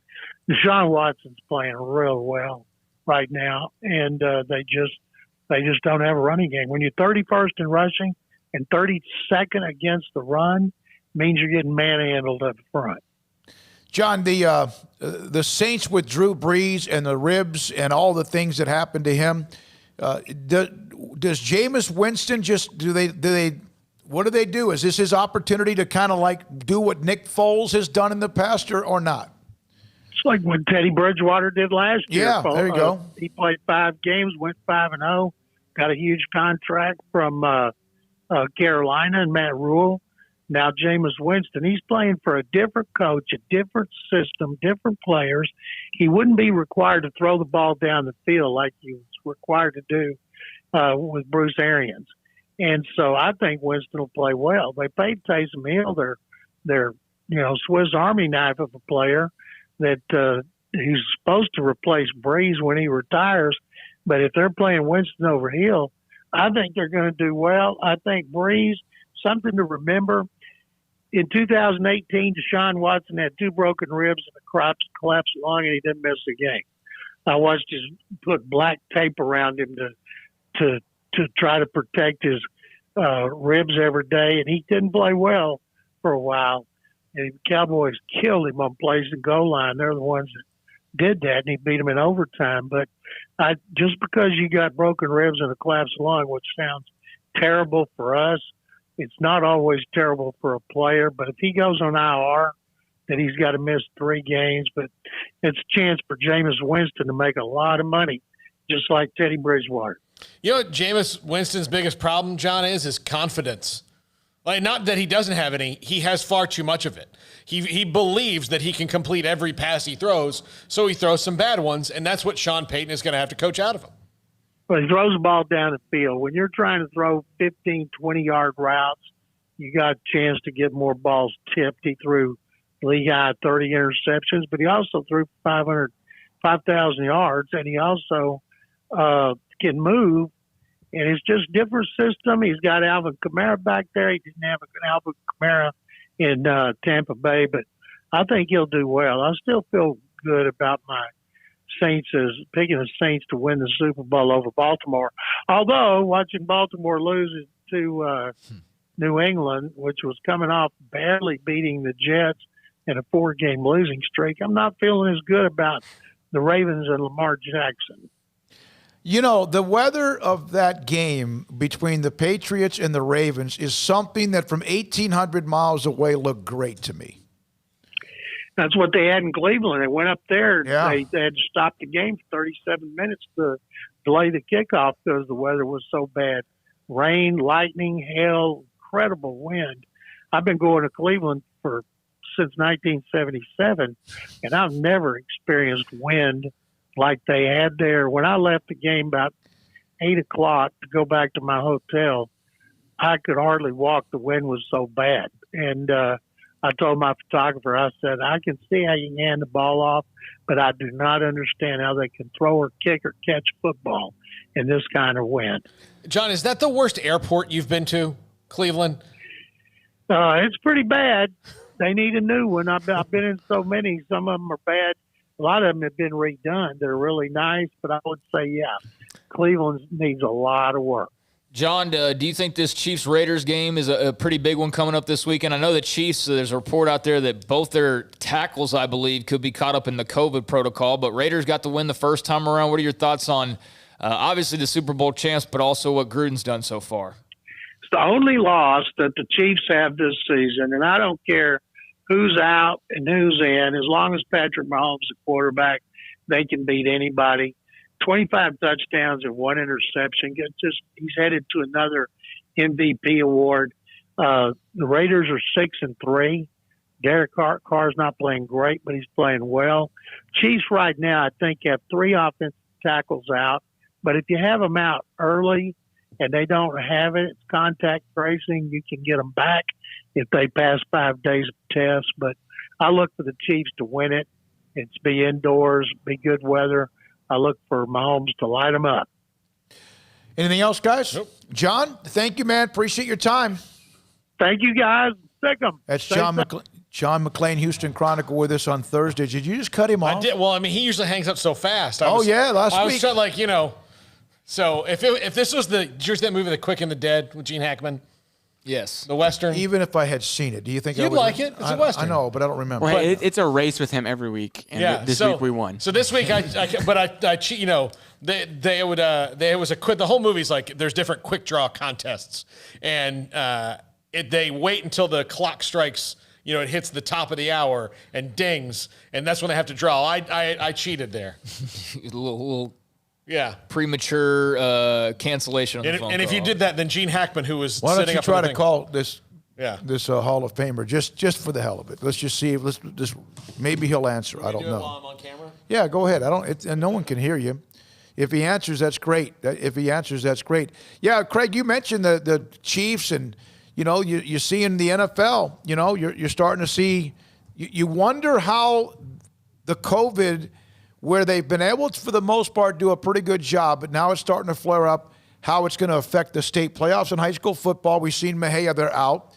And with all due respect, with Mejia, you hate the story we heard from Tristan Abram yesterday, but all of a sudden, when you see a name like, the 5As and 6As have 3 weeks left, but when you see a name of a school that's a blue blood in high school football, and all of a sudden they have to cancel, you wonder what the reaction inside the town is going to be. Yeah, I mean, if it's Allen or Cedar Hill or DeSoto, and I'm just naming 6As, but I mean, how about if it's La Vega or Mart? I'm just throwing it. Or Salon, whoever. Oh my God, you talk. I mean, I guess we'll cross that bridge when we come to it. Otherwise, they might all make it through scot-free, and maybe there's some bulletproof material that Blue Bloods have that the smaller programs don't. I don't know, I mean, we'll see. Fingers crossed that there's not. The types of, the cancellations so far, for the most part, have been pretty, predictable outcomes already. So they're games that were looking like they were going to be lopsided. And I think, just from the number of cases and things like that is this really worth the effort to go and get beat 60-0? Yeah. I'm not. Okay. What? Yeah, I just was going to try and one more time. He said go and beat 60-0. Oh, he's talking about me. I'm not talking to you. I'm talking to me. Yeah. So, I don't know if. I don't know. I just think that we'll cross our fingers and see what happens. Yeah, I don't know. I wonder, Craig. You make a great point there. I like in Smokey. What happens to Gilmer? I mean, the city of Gilmer, who. Every Friday night. Who beat Pleasant Grove just 2 or 3 weeks ago, so they're set up for a pretty good run. The problem is that they're still in the same, maybe Carthage is in Region 3, Gilmer's in Region 2. No, I'm just saying, can you imagine if you have to be the one that informs a city like Canadian or Mart or whatever that you can't play anymore? Well, what do you mean? No, we can't play because of it is, and that's going to happen to somebody, and I hope it's not any of the teams I've mentioned. I really don't. I just want, and then all of a sudden, can you imagine if Alabama has a flare-up and they miss 2 or 3 games, which the SEC is struggling right now to get through even this week as well, what the response will be. It's one thing when you see us go, okay, has an NFL game been canceled? I know they've been pushed back, but has a game been canceled because of COVID? Not yet. Okay. And I hope that never happens. I really do. I really don't want it to see happen. It just makes me nervous as you're starting to see all these things flare up. Well, it should. The numbers are skyrocketing everywhere. In Waco today, there was 250 new cases. Last week, it was every day was 93, 104, 97, 67, and today it's 250-something. I don't know what's going on, this third wave, cold weather, what the heck it is, but it's all across the country. And even the areas that weren't getting hit, like Montana and the Dakotas, they're the worst right now. They're finally getting hit with it. So, cancellations are a part of life and everything that we do right now in every activity. And, like I said, I can imagine what the reaction would be. I can imagine what the backlash would be. But I also know there's not much that those teams can do about it, because if the UIL comes in and says, hey, it's not healthy to play, well, I don't give a dang if it's Carthage or Gilmer or whoever, you're not playing. So, Yeah, I mean, hopefully we don't run into those scenarios, but I'm sure it's bound to happen at some point, and it will be interesting to see what that reaction is. Couple of things. I saw this was sent out today. Baylor topped the Big 12 Conference in a record-setting graduation success rate. Overall, 94. Top 10 nationally among the Power 5 schools of graduation rate. The weekend of this week's game, Texas plays at Kansas. Kansas is not going to have fans in the stands. Go ahead, bump, right? Yeah. Kansas State at Iowa State. That could be interesting. And Oklahoma State, Oklahoma, you know that will be interesting as well. Now, a couple of notes in the NFL. And I don't know if this is why it's happening now. But the Cardinals overcame a 14-point deficit to beat Buffalo in a miracle throw by Murray to Hopkins. In Week 10, now through Week 10, 11 games in which a team has now overcome a deficit of 14 points or more to win this year. That's already tied the entire 2014 season, and we're in Week 10. Only 1987 with 14 games and 2011 with 13 games have had more comebacks of again, the 14 points or more. And we've seen that now 11 times this year. The Cowboys and Falcons was one, right? Mm-hmm. Without question. Yeah, I think, part of that could be just having the likes of the Kyler Murrays in your league now and having those types of offenses that can do things like that and make those types of throws. I also just think, especially noticeable in college football and in the Big 12, I just think, even with the NFL and all their preparations and their bubble and everything else, that football just looks different, across the board. Mm-hmm. I mean, high school, maybe not so much, because I don't know how much better most of those teams would really be. But for those who have the big off seasons and all the bells and whistles for college and the NFL, I mean, there's definitely the football's a little bit different in some ways, and I don't know, that might just be an outlier, but that might have something to do with it too. I don't know. Matt Prater kicked a 59-yard field goal with no time left to beat Washington. This is amazing. Now that was a game winner. That's a walk-off, right? His 59-yard field goal tied Chandler Catanzaro, I don't even remember that, 2 years ago, and Josh Scobie, who played at Longview, 59-yard for the longest ever game-winning field goals in NFL history. Tom Dempsey, the 63-yarder, won a game. Now, there's been more longer kicks now. Matt Bryant, who played at Baylor, 62-yard game winner in 2006. And Jake Elliott, 3 years ago, I think, for Philadelphia. Is that right, Paul? He kicks for Philadelphia, a 61-yarder. So that was Prater's 59-yard field goal. It's one thing, to me, you see longer and 55-yard field goals now are nothing. Mm-hmm. More extra points seem to be missed now than I see 50, 55, 58, 59-yard field goals. It's something, I think the ball's juiced. No, I think it's just there's certain guys that can do that, and there's maybe more of a number of those guys. And if you can hit from there, you can hit from there. You know what I mean? You can either hit from there or you can't. And, John Mayers isn't rolling out there for a 50-yard field goal. Tell you that right now. They're punting the football or they're going for it. But he's not going to kick many 50-yarders. But if you have a guy whose leg you can trust, throw him on out there. Throw him out there and let him rip. But, yeah, that's interesting. And, 59-yarders, I mean, those are nothing to sneeze at for sure. By the way, Matt Prater, I have a little story about him. He's from my hometown, and he went to my high school for the first semester of his freshman year. And then went where? Then he was asked to leave because he was, as a freshman. He's a kicker. And imbibing a substance that was frowned upon legally at the time in the state of Florida, which is not now, yes. The Masters, which we just saw Dustin Johnson destroy the field, their final round averaged 5.59 million viewers and a 3.4 rating, making it the lowest rated Masters since 1957 and the least watched Masters since viewership totals started to be kept beginning in 1995. 2 or 3 reasons. They're playing up against football now. Tiger was not a part of at least the hunt, and I know that oh my God, but you know what? I'm sorry, it's true. How much of a hunt was there? I mean, Dustin Johnson was... that was my third point. Yeah, there was no hunt. Right, yeah. So Dustin Johnson was pretty firmly in control of that bad boy, and you didn't really have much suspense. And unless you're just a big DJ fan, which I know there are, but they're certainly not the level of a Tiger Woods or even probably Phil Mickelson or someone like that. I mean, unless you're just a big golf fan and you love to see whoever wins the green jacket, or you're a Dustin Johnson fan, what were you really tuning in for? Not much. So I had it on in the background, just to kind of watch a little bit. And plus the time of year and going up against football. I mean, I think the NFL had better ratings, if I read that earlier correctly. I don't know if not for every game, obviously, but I mean, they definitely took a dent from the NFL, which, you could apply to I guess the NBA was going up against MLB and NFL for a little while. And the sports ratings this year, I think there's definitely a segment of people who have just lost interest because they've seen just kind of life without it, and they're like, you know what, I don't really need to maybe spend as much time or care on this. I get it. And then there's, obviously just viewing habits are different and all of that, but there's definitely a trend across sports right now. Now, last year's final round with Tiger, the victory round, 10.81 million watched. This year, 5.59 million. Football, COVID, the way things have changed, Tiger not in the hunt, and then also it was a blowout for Dustin Johnson. Now, Game Day had their best weekend numbers-wise since football started this year, so that was kind of unique.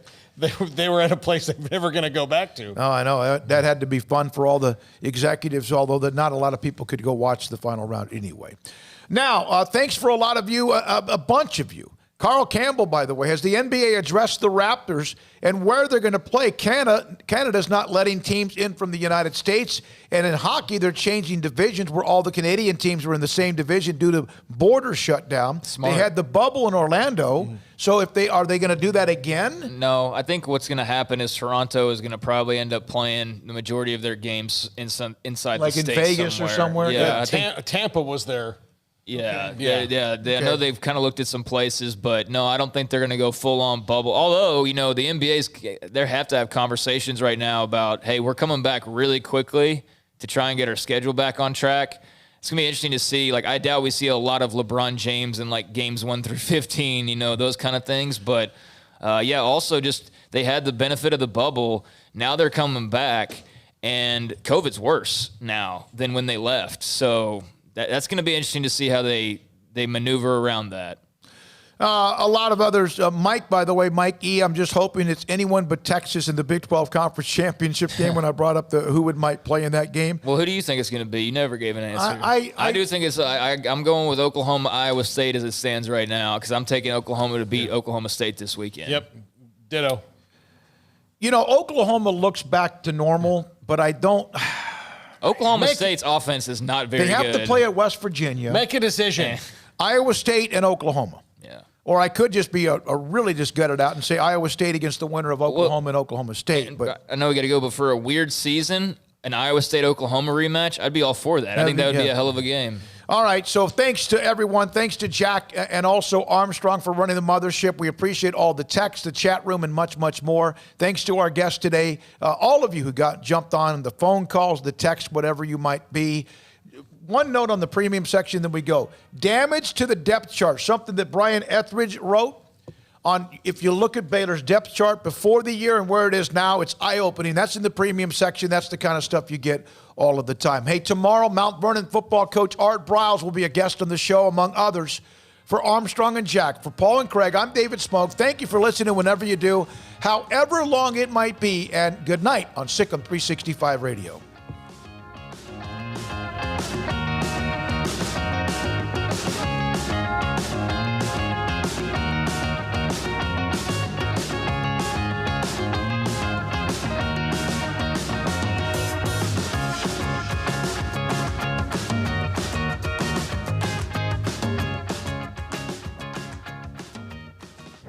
Stepping into the boots of a U.S. Army officer can add confidence and leadership skills to your son or daughter's career path. See all the things they can achieve in our boots at GoArmy.com. U.S. Army Waco Recruiting Company, 254-598-8131 or 254-776-1543.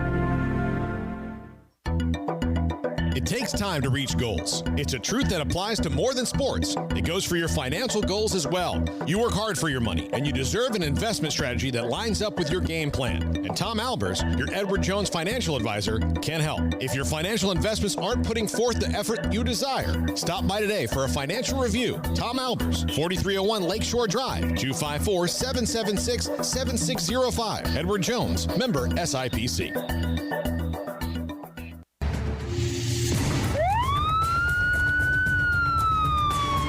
If you or a loved one or friend has been arrested and you can't afford bail, trust Terry and Chase Chapman at Chapman's Bail Bonds, covering Waco and McLennan County for over 25 years. Chapman's can bail you out anywhere with experienced, knowledgeable local agents who are committed to serving you professionally, respectfully, and with the highest integrity. Chapman's understands your privacy is important. Your freedom can be secured fast when you use Chapman's Bail Bonds. Open 24 hours a day. Payment arrangements available. Call Chapman's Bail Bonds. When you need help, 254-754-1603. When you ring, we'll spring. Riverbend Liquor and Wine has their easy-to-access drive-thru open and convenient and clean in-store location on the corner of Lakeshore Drive and North 19th Street in Waco. Riverbend Liquor has the best and most extensive variety of craft beer selections in Waco, and Balcones Whiskey, including single malt, pot still, baby blue, rye, brimstone, and the all-new lineage in stock. Riverbend Liquor and Wine, family-owned and operated, and a hidden gem in Waco on Lakeshore Drive and 19th Street. And find out more on Facebook and Instagram.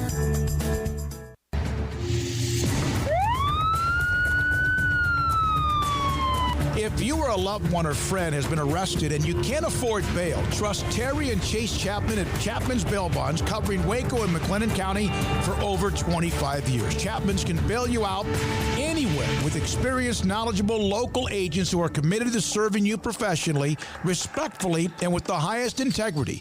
Chapman's understands your privacy is important. Your freedom can be secured fast when you use Chapman's Bail Bonds.